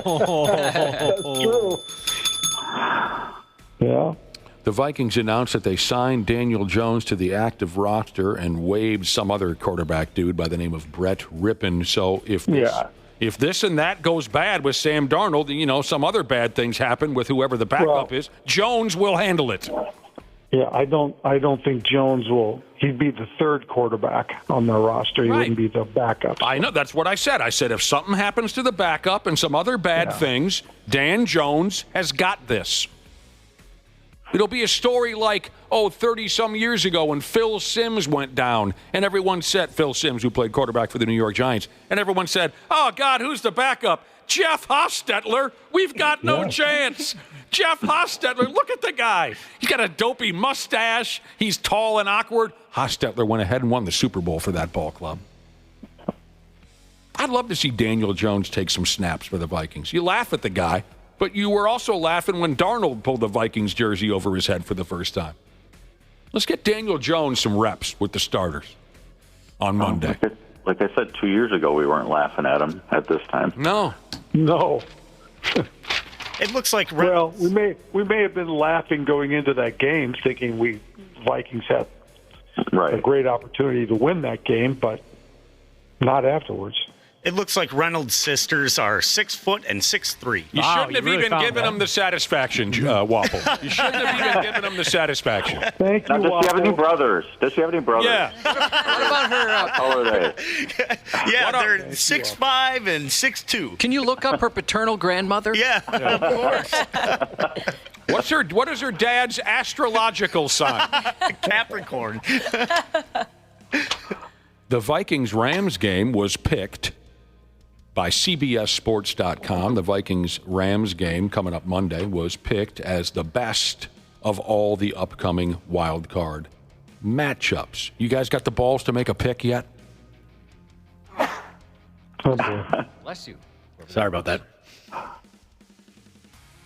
No one even wants to answer yes or no. Whether I really just don't even want to go down that road because I don't think you're going to like what I have to say. So I'm. Just say it, dude. You got a beard now. You're a man. Well, you can. I thought I already made a pick on Monday. Oh, you did? What? I can't remember, Brett. You sort of did. You guys were on me because I made a very Minnesotan pick, meaning that it was not direct. Yeah, but I don't like our chances. Why are you being so secretive? A very passive-aggressive. You think it was the a very Vikings are gonna passive-aggressive lose. pick. Oh, okay, I don't recall this. It's starting to ring. I don't have a good feeling. So you don't have a good feeling. Randy Shaver doesn't know if he wants to say it out loud because he thinks he'll upset some people. Yeah, I honestly don't have a good feeling either. I just think the path for the Vikings is not ideal. One of the reasons why people think this is going to be the best game is because it's going to be a tough game for a 14-3 team to win. I don't know. I really think the Rams probably have the edge, even though I know the Vikings are the favorites. So you're not going to make a pick. Okay. Brad and Randy are ramming it. I give up. I'm going to give up for now. I'll bother you again in a couple of days. Overall, the vibe is you don't like their chances. Okay. Fair. I disagree with that being the best matchup of the weekend. Oh, which one do you like? Yeah, I really like the Packers and the Eagles game. Not even going to be close. I disagree, actually. Not going to be close at all. The Eagles will absolutely eviscerate the Packers. I disagree. I don't know if Jalen Hurts is going to play. That's a real concern if he doesn't play. Yeah, he's still on concussion protocol. Yeah, I really think the Packers have a good plan to beat that team. I don't know. I just think that's going to be. So you think that'll be the more entertaining game? I do. Okay. I may be totally wrong, but I do. Yeah. I actually think Steelers-Ravens will be a really good game, too. I was going to say that, I thought about that too, Brad, but I just don't think the Steelers have... No chance. The offense. Also, Steelers, absolutely no chance in that ball. The Ravens have been known to lay an egg in the playoffs before. They've never been. Steelers kind of have their number, too. Yeah. They haven't had anybody's number lately. Nobody cares about these friggin' games you're talking. They got Russell Wilson's number. Remember that kicker who helped the Vikings out earlier this year? His name was John Jacob Romo. Jingleheimer Schmidt. John Parker Romo. John Parker Romo. He's got a hell of a deal going on here. So he helped the Vikings out for a stretch of time while that Willie Reichard was hurt. And he did all right. He did. He's put something up on, social media. He posted on Twitter that FedEx, specifically he called them out, lost a package that the Vikings sent to his house. And it's a very important package. It contains all of his gear from the Vikings, his helmet, his jersey, and a game ball. Oh, no. He says this package has been lost. He says it's invaluable to me, and I would appreciate the extra efforts to find this package. How did it get lost? I mean, doesn't he have a tracking number or something? Yeah, I mean, gosh, you would think that there would be a lot of steps taken to make sure that got to where it was supposed to go. You know, my mom works at FedEx. I'll talk to her. She'll get it figured out. She'll take care of this for us. Yeah. That's too bad for that individual because... Well, hopefully they'll find that. I just, unless somebody stole it and knew what was in it, I can't imagine that they can't find that. You got to hang that stuff in the basement, right, with the other 17 NFL teams that he's kicked for, all the other jerseys and helmets. Well, Vikings defensive coordinator Brian Flores is interested in the New England Patriots head coaching gig, according to a story I read yesterday. Not that we need. He's interested or they're interested? He is interested. Really? That's right. I thought the other names I've heard. I thought they've hired Vrabel. Yeah, I thought they made that move quickly with Mayo to get after Mike Vrabel and make sure that he doesn't sign with someone else. I thought that's the reason why they made that move so fast. I don't friggin' know. The Las Vegas Raiders fired their coach, a dude by the name of Antonio Pierce. That ball club went 4-13 on the season. Yeah, makes sense. The Chicago Bears, yes, John? Colby Jesus, he sent a text. Ashley, he wants to know, how tall is your mom's sister that might work at FedEx? We looked up that height. Right. She's about 5'5". And Brad's still looking for a tracking number. Yeah. Yeah. I'll text her. The Chicago Bears plan to interview Pete Carroll. What did he do this season? Was he still coaching? Nothing. He sat out. Yeah. Oh, okay. He's an older guy now. He's 72 or 73. Yeah. I think he'd do nice things over there. Pete Carroll. He seems like. Yeah, I don't know if that's probably the direction Chicago would go. All right. He's an older. If Chicago had their wish, I'm pretty sure it'd be Ben Johnson. From the Golden Gophers. No, different Ben Johnson. The offensive coordinator with Detroit. Oh, never heard of the guy. You've got this young, great quarterback in Chicago. You've got to find a way to have somebody, a Kevin O'Connell type coach, take care of that kid. Okay. I know we're a long ways away from caring about baseball, but just speaking of old timers, Justin Verlander signed a 1-year deal with the San Francisco Giants. Wow. 20th season, I think. He's getting there, Brad Ryder. He's getting there. Let's pick up the telephone now. Hanging on the line here. It's been a while. We got to catch up with a pimp. Marcus Foligno of the Minnesota Wild. Good morning, Marcus. Hey, guys. How we doing? We're doing all right. How are you doing? How you feeling after last night? Feeling great. Yeah, no, it was good. Obviously, a big win, Central Division, St. Louis Blues, and got a little bit of picking up some steam now with the guys again. So it's been obviously good to just keep winning and making this thing, keeping this thing rolling. Keep her rolling. You guys made it fun last night. You score the first two, and the Blues score 4. And I shut off the television, Marcus. I did. I walked away from it. No, I'm kidding. Then the Blues score 4. You guys come back with 4 of your own, and you beat St. Louis 6-4. Now, some bad news, though. Boy, you guys keep getting whooped by injuries. Yeah, I don't know. We got to do some voodoo, burn something in the room or something. I don't know. Yeah. All right. I don't know. It was we didn't really see Fabes get. I guess he got clipped up high, maybe by an elbow. No one really saw it. It was kind of wishy-washy, and I don't know. We'll see what. Hopefully, it was just more of a precautionary thing to keep him out. Obviously, he's such a big piece for our team, so we just keep getting bit by the snake a little bit. With one guy comes in, Middleton comes back in, one guy goes out. It'd be nice to keep them all in at one time. Mm-hmm. Marcus referred to him as Fabes. What he means by that is Brock Faber left in the first period with what they're calling here an upper body injury. So, you'll get better luck, hopefully, as the season goes on with all these injuries. Last night, nice win. Tomorrow night, you play at home against the Colorado Avalanche. Marcus, we played some audio from your general manager earlier, Bill Guerin, talking about the slew foot move from a few games ago. That dumped another one of your top defensemen there, Jared Spurgeon, onto the injured list. Your GM, Bill Guerin, called it a dirty play by a dirty player. Oh man, get that bleep button ready. No, I was mad. It was a dirty play by a dirty player, and it's just unfortunate. But you know what? in the end, you let the emotions run, and then you calm down and you move on. Would you agree, dirty play by a dirty player?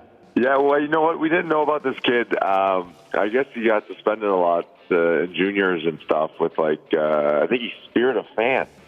Oh my gosh! Juniors. Yeah, I think he got frown a upon that. game.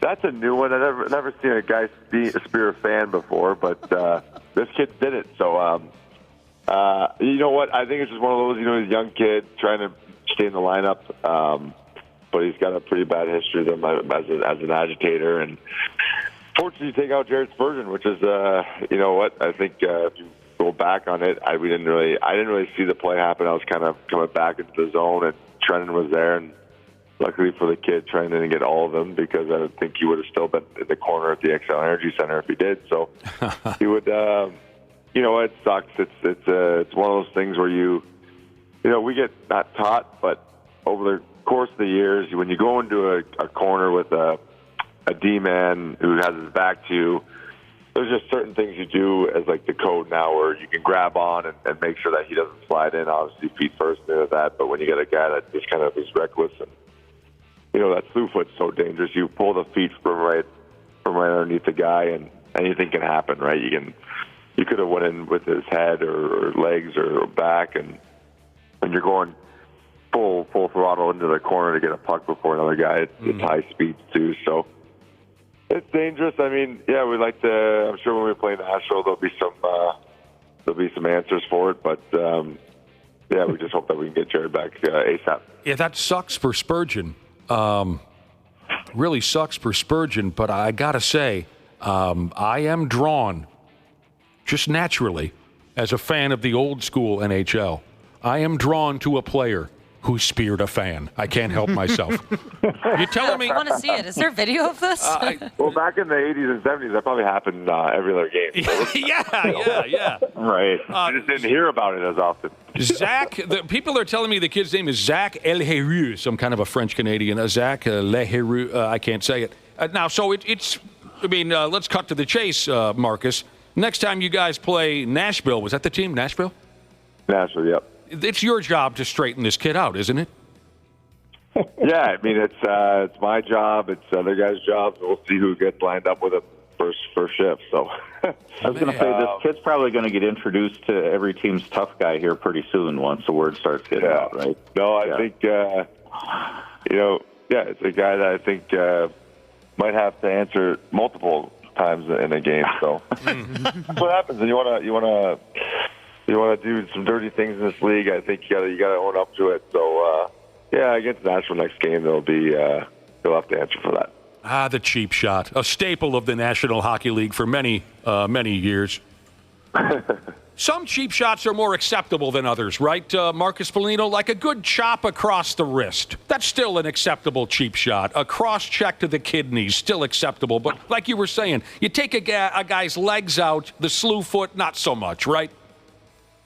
For sure. It's just you know, it doesn't happen often. And when you do, it just looks like you're trying to injure the person. When you get two hand across the wrist, I mean, that happens every other time when you come across someone's net or go into some corner with the two big D-men. So that's more normal. The shot to the kidneys, the cross checks, I mean, that happens all the shifts. You go to the front of that, you're getting cross checked in the back. So that's stuff you get away with. But when you deliberately pull your leg out from underneath the guys to sweep his legs, it's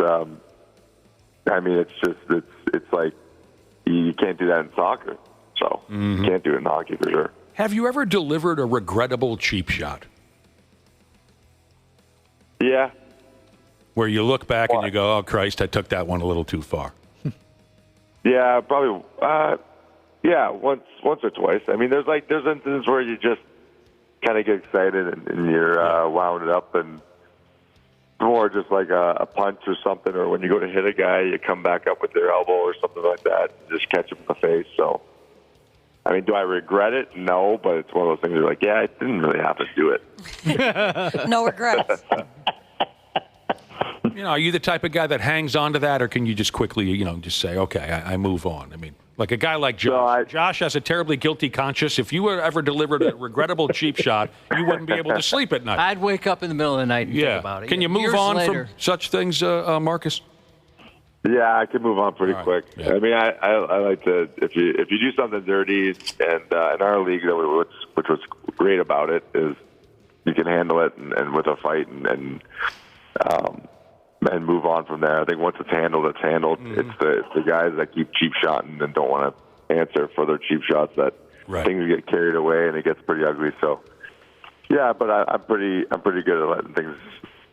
Once you deal with it, you try to deal with it right away and move on. And sure, like you explained, if you deliver a cheap shot, the next time you play that opponent, or sometimes even in the same game, you have to face the music with their tough guy, and once it's squashed 9 times out of 10. Josh, if you delivered a regrettable cheap shot in a National Hockey League game, would you then send that player who you cheap shotted, would you send him a card?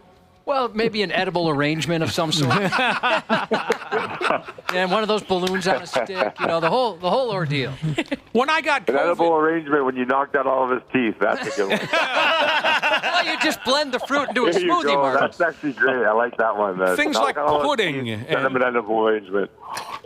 When I got COVID, Josh sent me an edible arrangement in the mail. Are you kidding? Yeah. He's I mean, no, so I'm precious. not kidding. Yeah. That's how we got COVID. Yeah. I sent him a COVID-laced edible arrangement. Oh, man. Yeah, I'll tell you what, Marcus Foligno. There's some wild cards out there. You got to keep your head on a swivel. Randy Shaver, Brad Ryder. Randy Shaver, Brad Ryder, not big hockey guys, but you even know, kind of the code, Randy Shaver, Brad Ryder. Sure. You understand the code. Of course. Yeah. I've seen enough of those North Star games to know how those things are handled. So, yeah. Yeah, but Randy, do you know what icing is in the game of hockey? I think so. Yeah. Icing happens when the puck come down, bang, before the other guys, and then my arm go up, and then they stop, and then start. I think sometimes our linesmen don't even know what icing is. Randy's off the hook on this one. Icing's a very tricky. Sometimes it's icing, sometimes it's not. It's baffling. I hear you. I don't get it. Happy New Year, Marcus Foligno, if I didn't say. Yeah, Happy New Year to you guys, too. Yeah, you guys had to play on New Year's Eve. Did you get to have a little fun somewheres in that general area? You know what? You know what? No, I think I saw.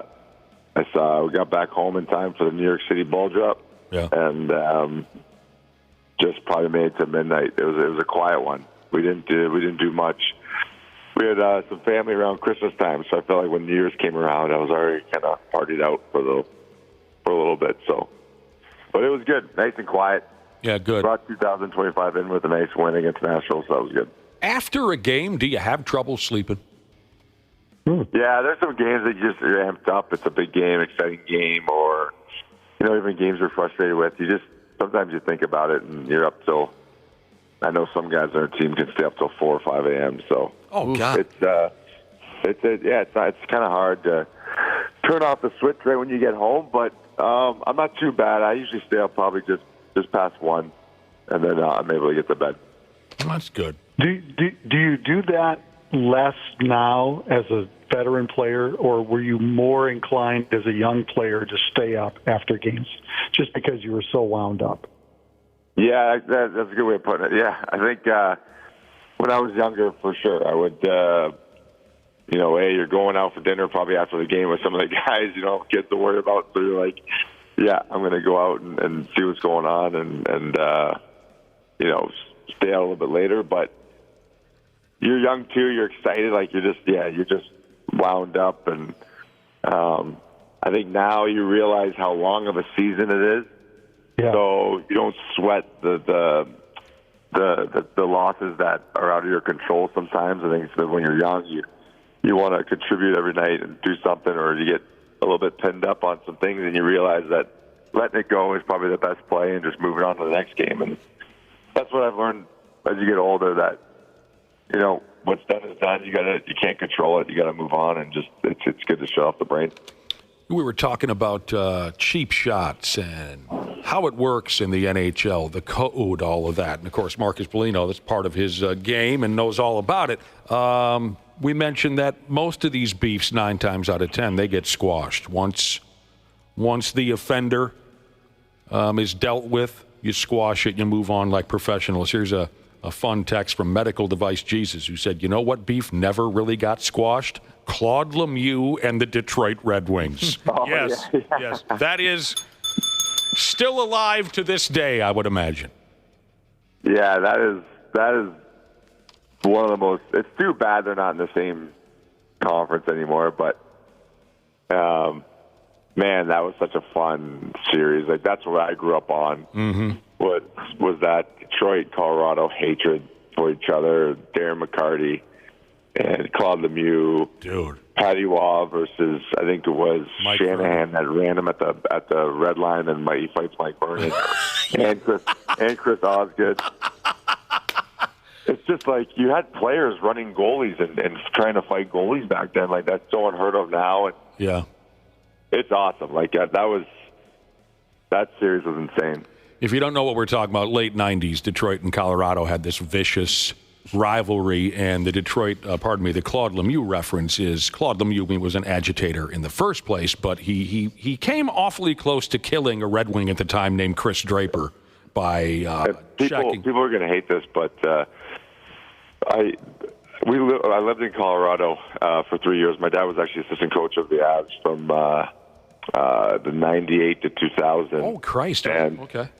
And so we lived in Denver for 3 years, and I was probably, I was about 7 to 8 years old, 9 years old then. And that when, like, my brother grew up loving, everyone loved Joe Sakic, obviously, when we got there, because Joe Sakic was the man, the captain. Right. And my brother obviously loved Peter Forsberg. Peter Forsberg was this dynamic Swedish player that was an insane player. And I kind of just, I was like, I don't want to, cheer for Joe Sakic. I didn't really want to cheer for Peter Forsberg. So my favorite player ended up being Claude Lemieux when I was younger. And now every time I say that to people are like, Claude Lemieux, that guy's a piece of, and I'm like, I know.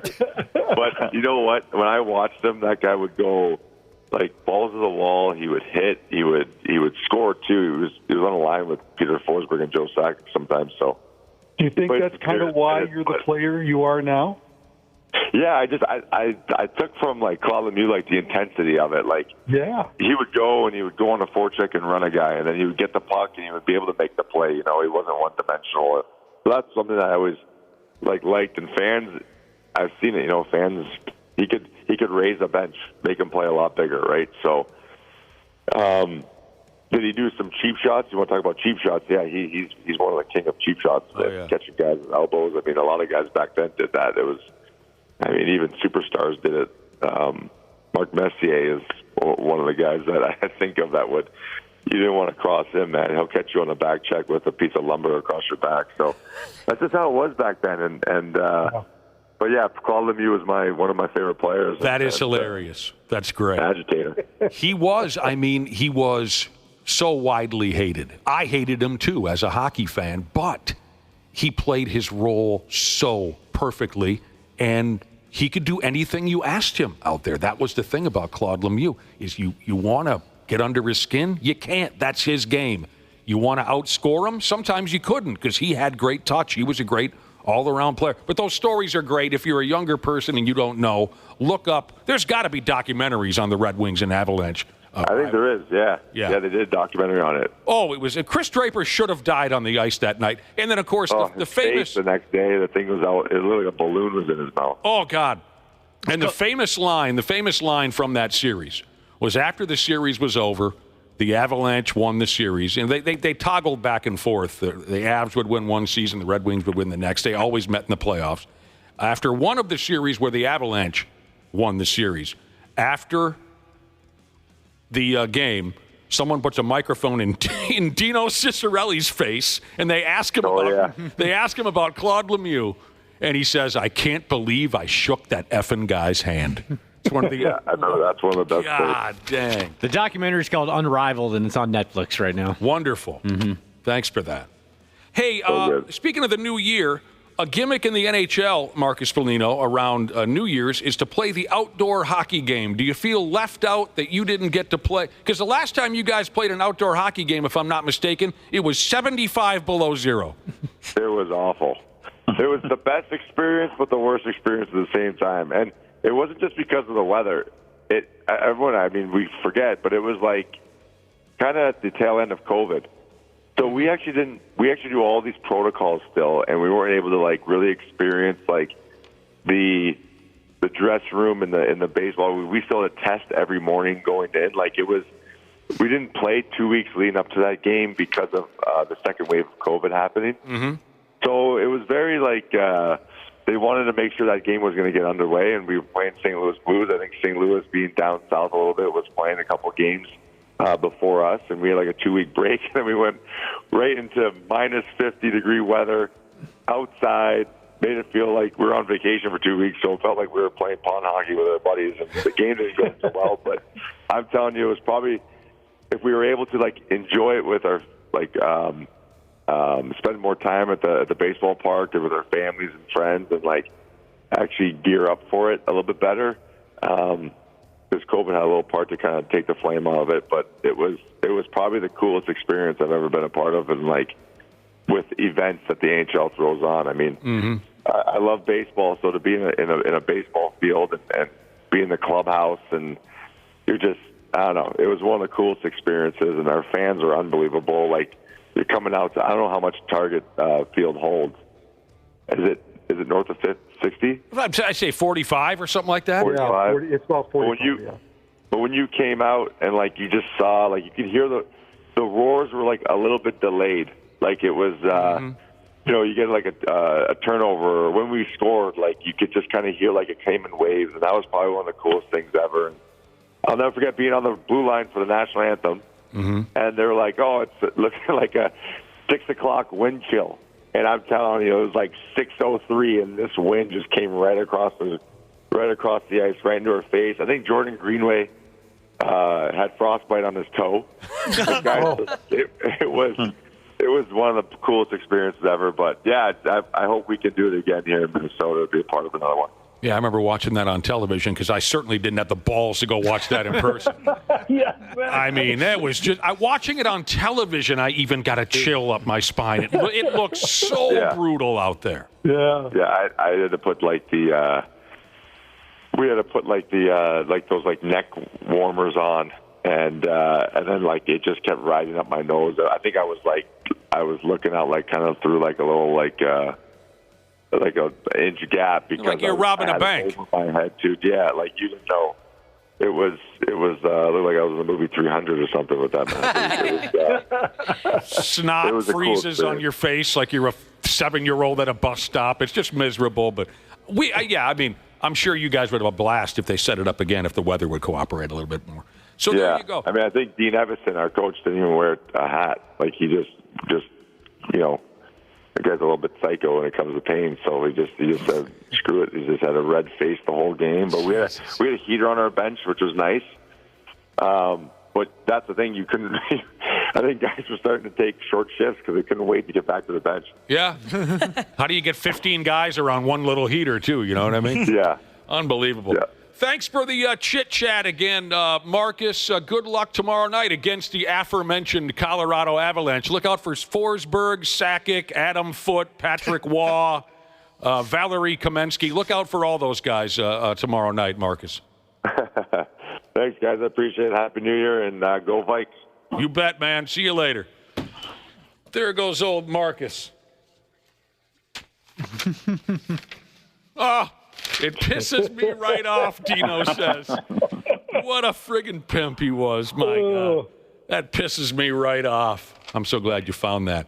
Randy Shaver, high sticking. Do you know what that rule in the National Hockey League? You put it in somebody's face. It's right? against the rules. That's all you need to know.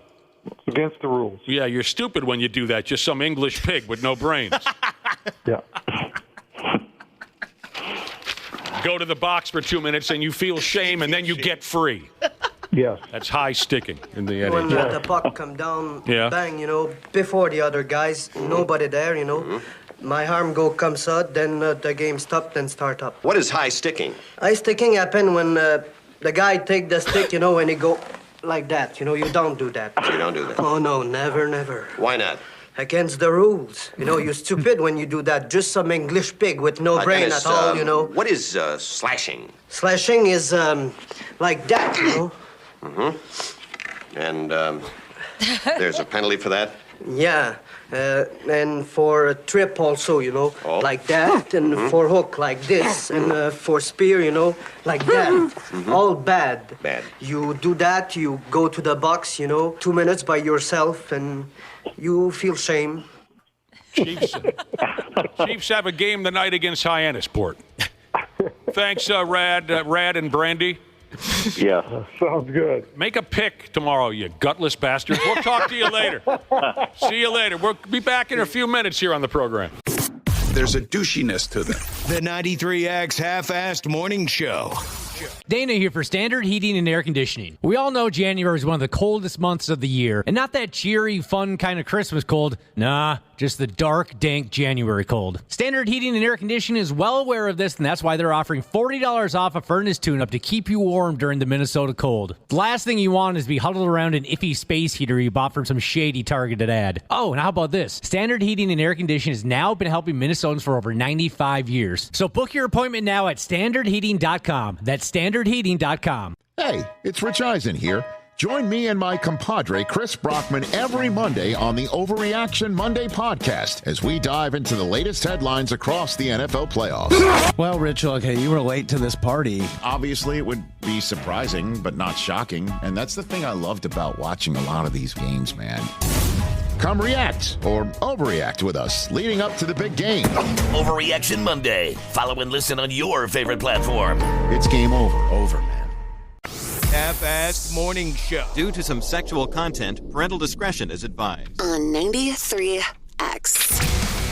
Yeah. This is where it's at right here. It is 8:32. Continuing on here with the Wednesday edition of the 93X Half-Assed Morning Show. Do you mind, Josh, if our conversation goes back to pubic hair? I was hoping it would. We talked personal grooming earlier. I know it's silly. It's not like I wanted us to revisit the topic, but there's a new development I think we should cover. It's new to me, at least. Maybe some of you fellers are already dialed in.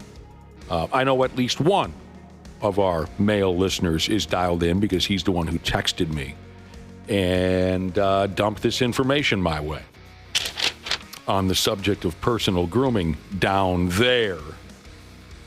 He sent me a link to a product. I believe the name of the product is No Hair Crew. Like we're part of the No Hair Crew, right? That's the name of the product. No Hair Crew. I'm in that crew. Intimate, private, at-home hair removal cream for men.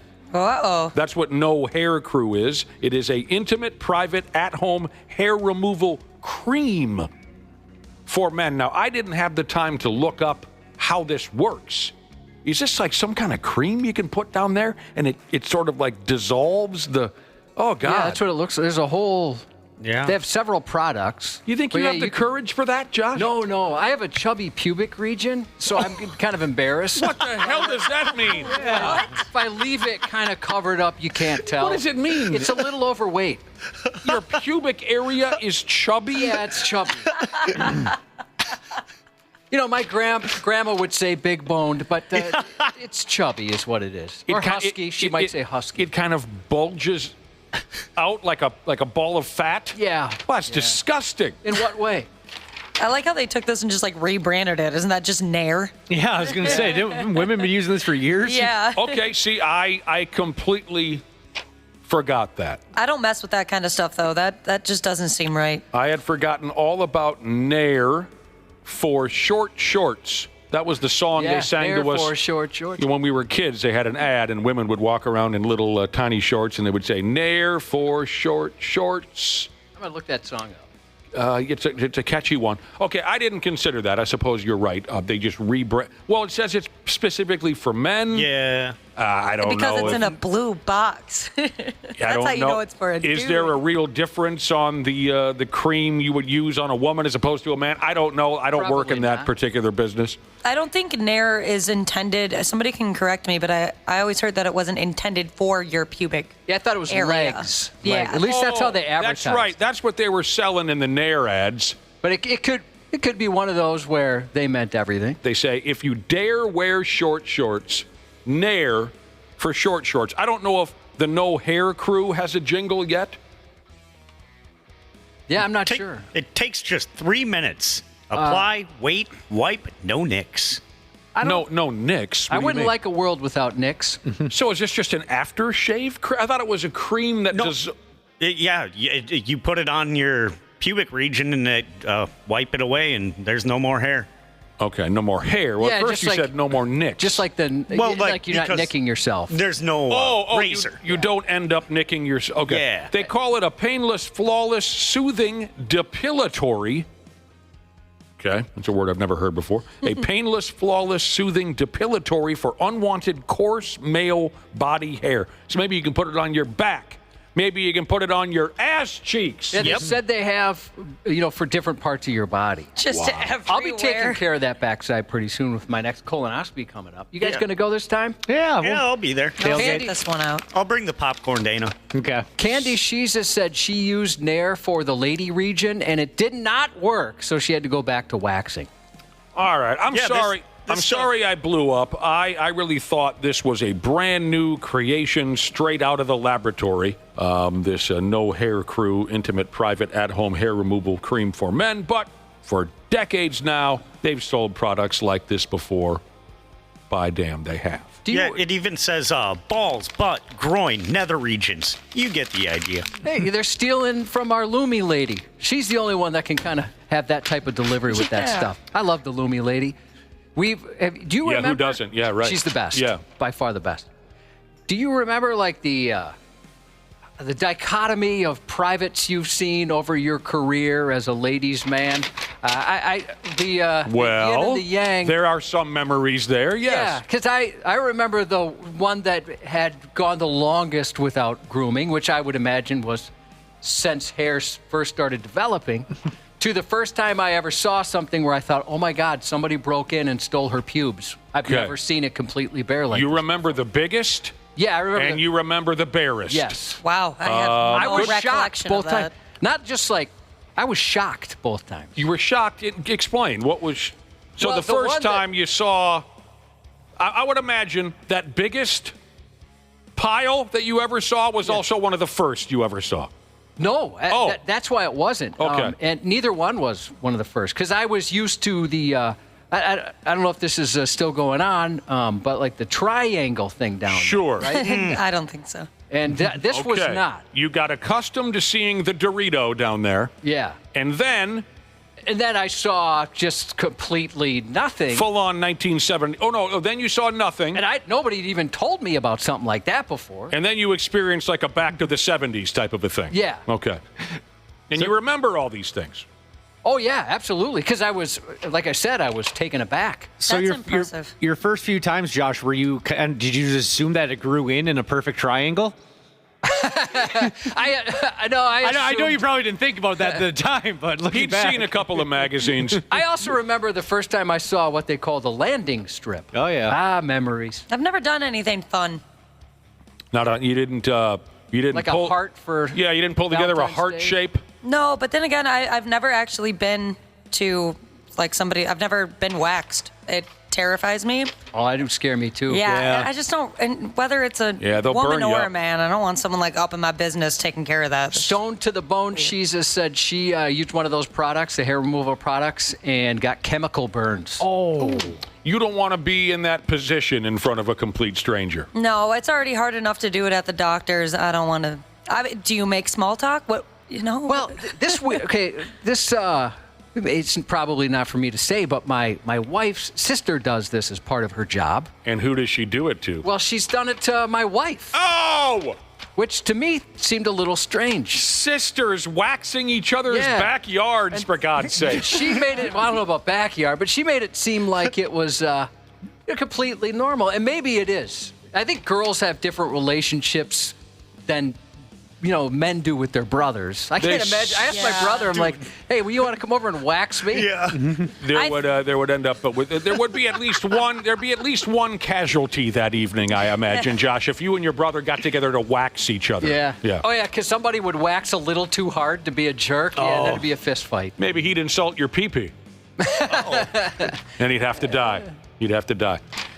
Yeah, Ashley, I get what you mean, that you don't want to, as far as going out to a shop and getting waxed, I understand that you wouldn't want to put yourself into those literal positions when you got a complete stranger there holding hot wax and a mop or however they do it, because I've heard, I don't know this for sure, but I've heard that they make you, if you want to get it all cleaned up, 100%, they make you plug your ears with your big toes. And they basically, like a baby being wiped. It's just awful, is what I've heard. My sister-in-law also waxes men. They fold you in half like a damn. Pretty much. Yeah. Yeah, you have to get in some unflattering positions, and you got to stretch things out for guys.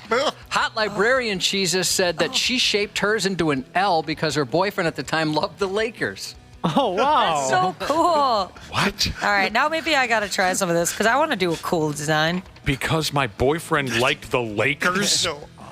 That's one of the weirdest damn... What? Do you have any thoughts, Ashley? You're saying you want to get creative. My first thought was a middle finger. I was just going to say that, Ashley. That is so you. Well, in order to get that to really stand out and be clear, you're going to have to let her buck for a while. Yeah. You'll have to take some time off. I would love to do that. Put your razor on the shelf. You're going to have to let her buck. That's great, Josh, that you have specific memories of these different hairstyles that you've seen in person. For you guys, that didn't stand out to you at all? Really? It wasn't like, I've never seen something like that. Oh, well, certainly there were first times. Hey, I've never seen that before. I've never seen that before. I guess it's not as clear as maybe your memory is. The only time I've never seen anything. The only time that's ever really stood out is when a guy is like completely bare. That always weirds me out. I could never do that. What are you because doing? Of my fat privates.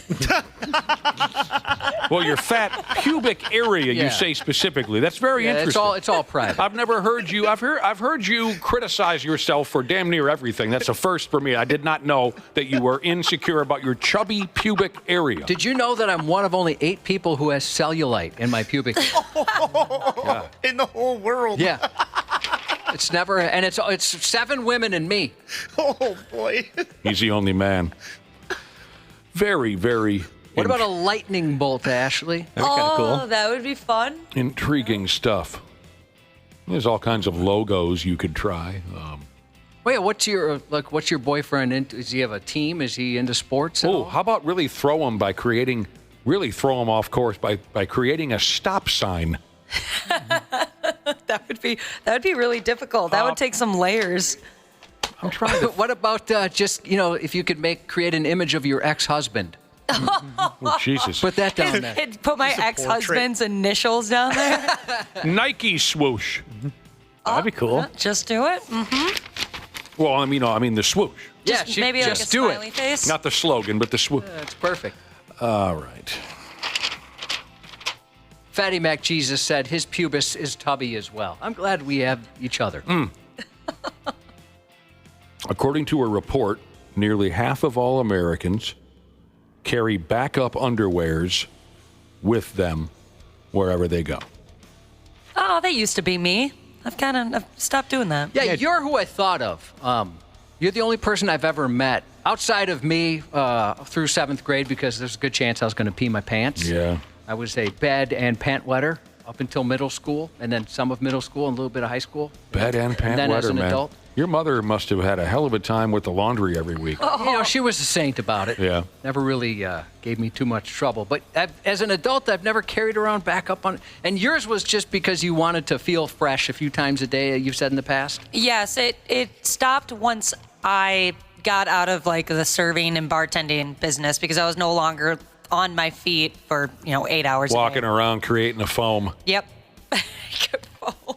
Oof. Ew. Half of all Americans carry backup drawers That number seems high. And I'm sorry. I know you never created any foam.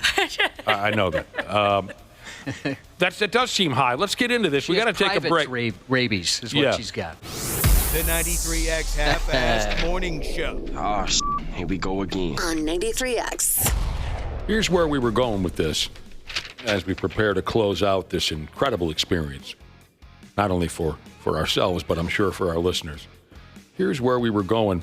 According to a report, nearly half of Americans carry backup underwears with them everywhere they go. I agree with you, Josh. That number seems quite high, that half of us are carrying a friggin' pair of spare drawers with us, for Christ's sake. A few people have texted in, when they put on their new drawers, do they throw the old ones out the car window? A reference to a story Ashley told us. She used to, like she mentioned a handful of minutes ago, you used to always change your underwears, and the old ones, sometimes you just fire them right out the car and out onto the sidewalk. Your parents had a line item in your, what do they call that, allowance for underwear, new underwear. Yeah, it was like 7 for $35 at Victoria's Secret. I want to thank a listener who sent us a picture of a pack of emergency underwears. Now, it looks to be, you know, those little portable packs of Kleenex you bring with you, maybe on an airplane or something, Josh? Oh, yeah. Mm-hmm. It looks like a little pack of Kleenex. Kleenex is how you say it. It is a pack of emergency underwears. I've never seen this product before. One size fits most adults, it says on the packaging. The actual product name is Archie McPhee's emergency underwears. I got that from a listener one time for Christmas. Oh, they yeah? sent it in. Did you ever have to wear them? Nope. Never had to. You never had an Never did. What about an oopsies? Now I did. Little oopsie doodle. Barsaw Jesus sent in an Amazon screenshot. Apparently, we were talking about pubes, and apparently you can buy some pubic hair stencils. Ashley. No way. If you'd like to get creative. Oh, I'm going on Amazon right now. Wow. Between $10 and $20 is what I'm seeing. Bargain. Oh, and there's a lightning bolt. There it is. Perfect. There have been 3 or 4 things this morning. It's really been a fascinating program. 3 or 4 different things that I'd never heard before in my life. Pubic hair stencils, so you can create the perfect design for your lover. You can even make lips. So, back to this report on half of us carrying around backup drawers. As you might have guessed, the reasons why include if and you have an accident, because you plan to change during the day, like after going to the gym. Even when I was a big gym goer, I never brought extra undies. You know, probably because you were a reasonable. When it came to your exercise, you were reasonable about it, to where sometimes I haven't been to a gym in 25 years, but when I used to go, there were characters there that would not stop with the exercising until they were just soaked to the bone in sweat. Well, that's a good point. I avoided cardio. Right. Outside of maybe 5 minutes to warm up, and that was walking very slow. So, yeah, that's true. If I was sweating, I don't like to sweat because I always think it's clear blood and it makes me nervous. Then I go to the doctor, all that kind of stuff. No, it's natural. That's just, you're a couch potato. You don't get it. Sweating like...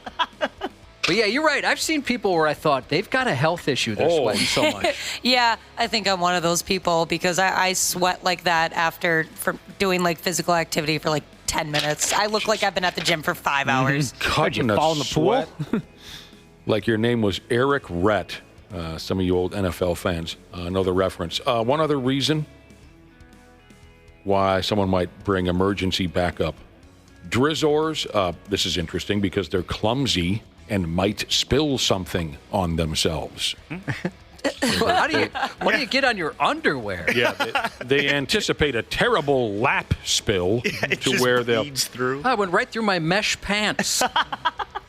Now, of the folks who carry spare drawers, 70% of them say they have had them come into use at least once.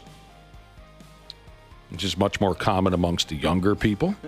I mean, what year is that where you're getting if you spill something, it looks like I spilled my mead through my chainmail and it's all over my undergarment. Sad Packer fan Jesus brings up a good point. After 50 with the undies, it's not the front of your undies, it's the back that gets wrecked. Oh. Youth is the front. Well-aged is the back. That's a really good point. I wonder if a lot of these are women that have had kids. They're always talking about how if they sneeze, they pee a little, or if they cough too hard, they pee a little. Yeah, my wife always brings that up. Like if she's, like you said, if she gets bumped too hard, it's an emergency anytime she shows up at home. She's got to run to the bathroom. But yeah, anytime she sneezes, she's like, little pee came out. Oh, yeah. So fun. Yeah, but Josh, what you just got done saying about the back skis, it's disgusting, but it's true. The older you get, the harder it is. I don't even want to go on, but it's true. It is true. I don't know what the problem is, but the older you get. I've lucked out where that's probably happened maybe 4 times my entire life. I feel for folks that have that issue. So, and then this article on spare underwears, emergency drawers, goes into the tired old subject of how often do you buy new underwear? I buy them every 2 years. Well, I don't do it. So, we don't need to get into that. We've had that conversation 10,000 times.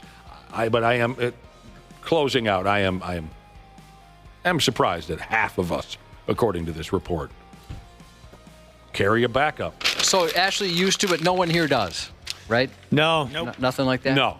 Just the circumstances you said, like going to the gym or something, maybe. Oh, so you do change your underwear after going to the gym? I don't know. Actually, no, I actually don't. What a change! What a turn of events! No, I'm saying back in the day when I used to go to a full-on gym that had like the locker room and the showers, then I would. But now I just go in my gym clothes and then just come home. But wait, I guess I meant right now. Yeah, right now, no, I don't. That was funny. What happened there? I don't know, but it's a whirlwind. Very interesting subjects this morning, I would say. Very interesting. Yeah, like you said, we learned a lot. At least I did, and you said you did. It was fun. Mm-hmm. What a ride it was. Thank you, Dana. Thank you for the end of that. Shout out to Handyman Jesus and the boys headed to Red Lake on the road as we speak. Best of luck and congrats to Red Bull Jesus taking some time off to help take care of his newborn. Gordy and Mom are doing great. And Red Bull Jesus said the not working stuff is pretty sweet. Yeah, I bet. Happy birthday to the smoking hot trick baby Jesus from But I Have to Drive an Effing Garbage Truck Jesus. Have a great Wednesday. The 93X Half-Assed Morning Show. 93. The 93X Half-Assed Morning Show podcast is sponsored by Standard Heating and Air Conditioning. New episodes drop each weekday. If your podcast platform has ratings, go ahead and give us 5 stars and maybe give our enemies 1. Thanks, and here's a word from our sponsor.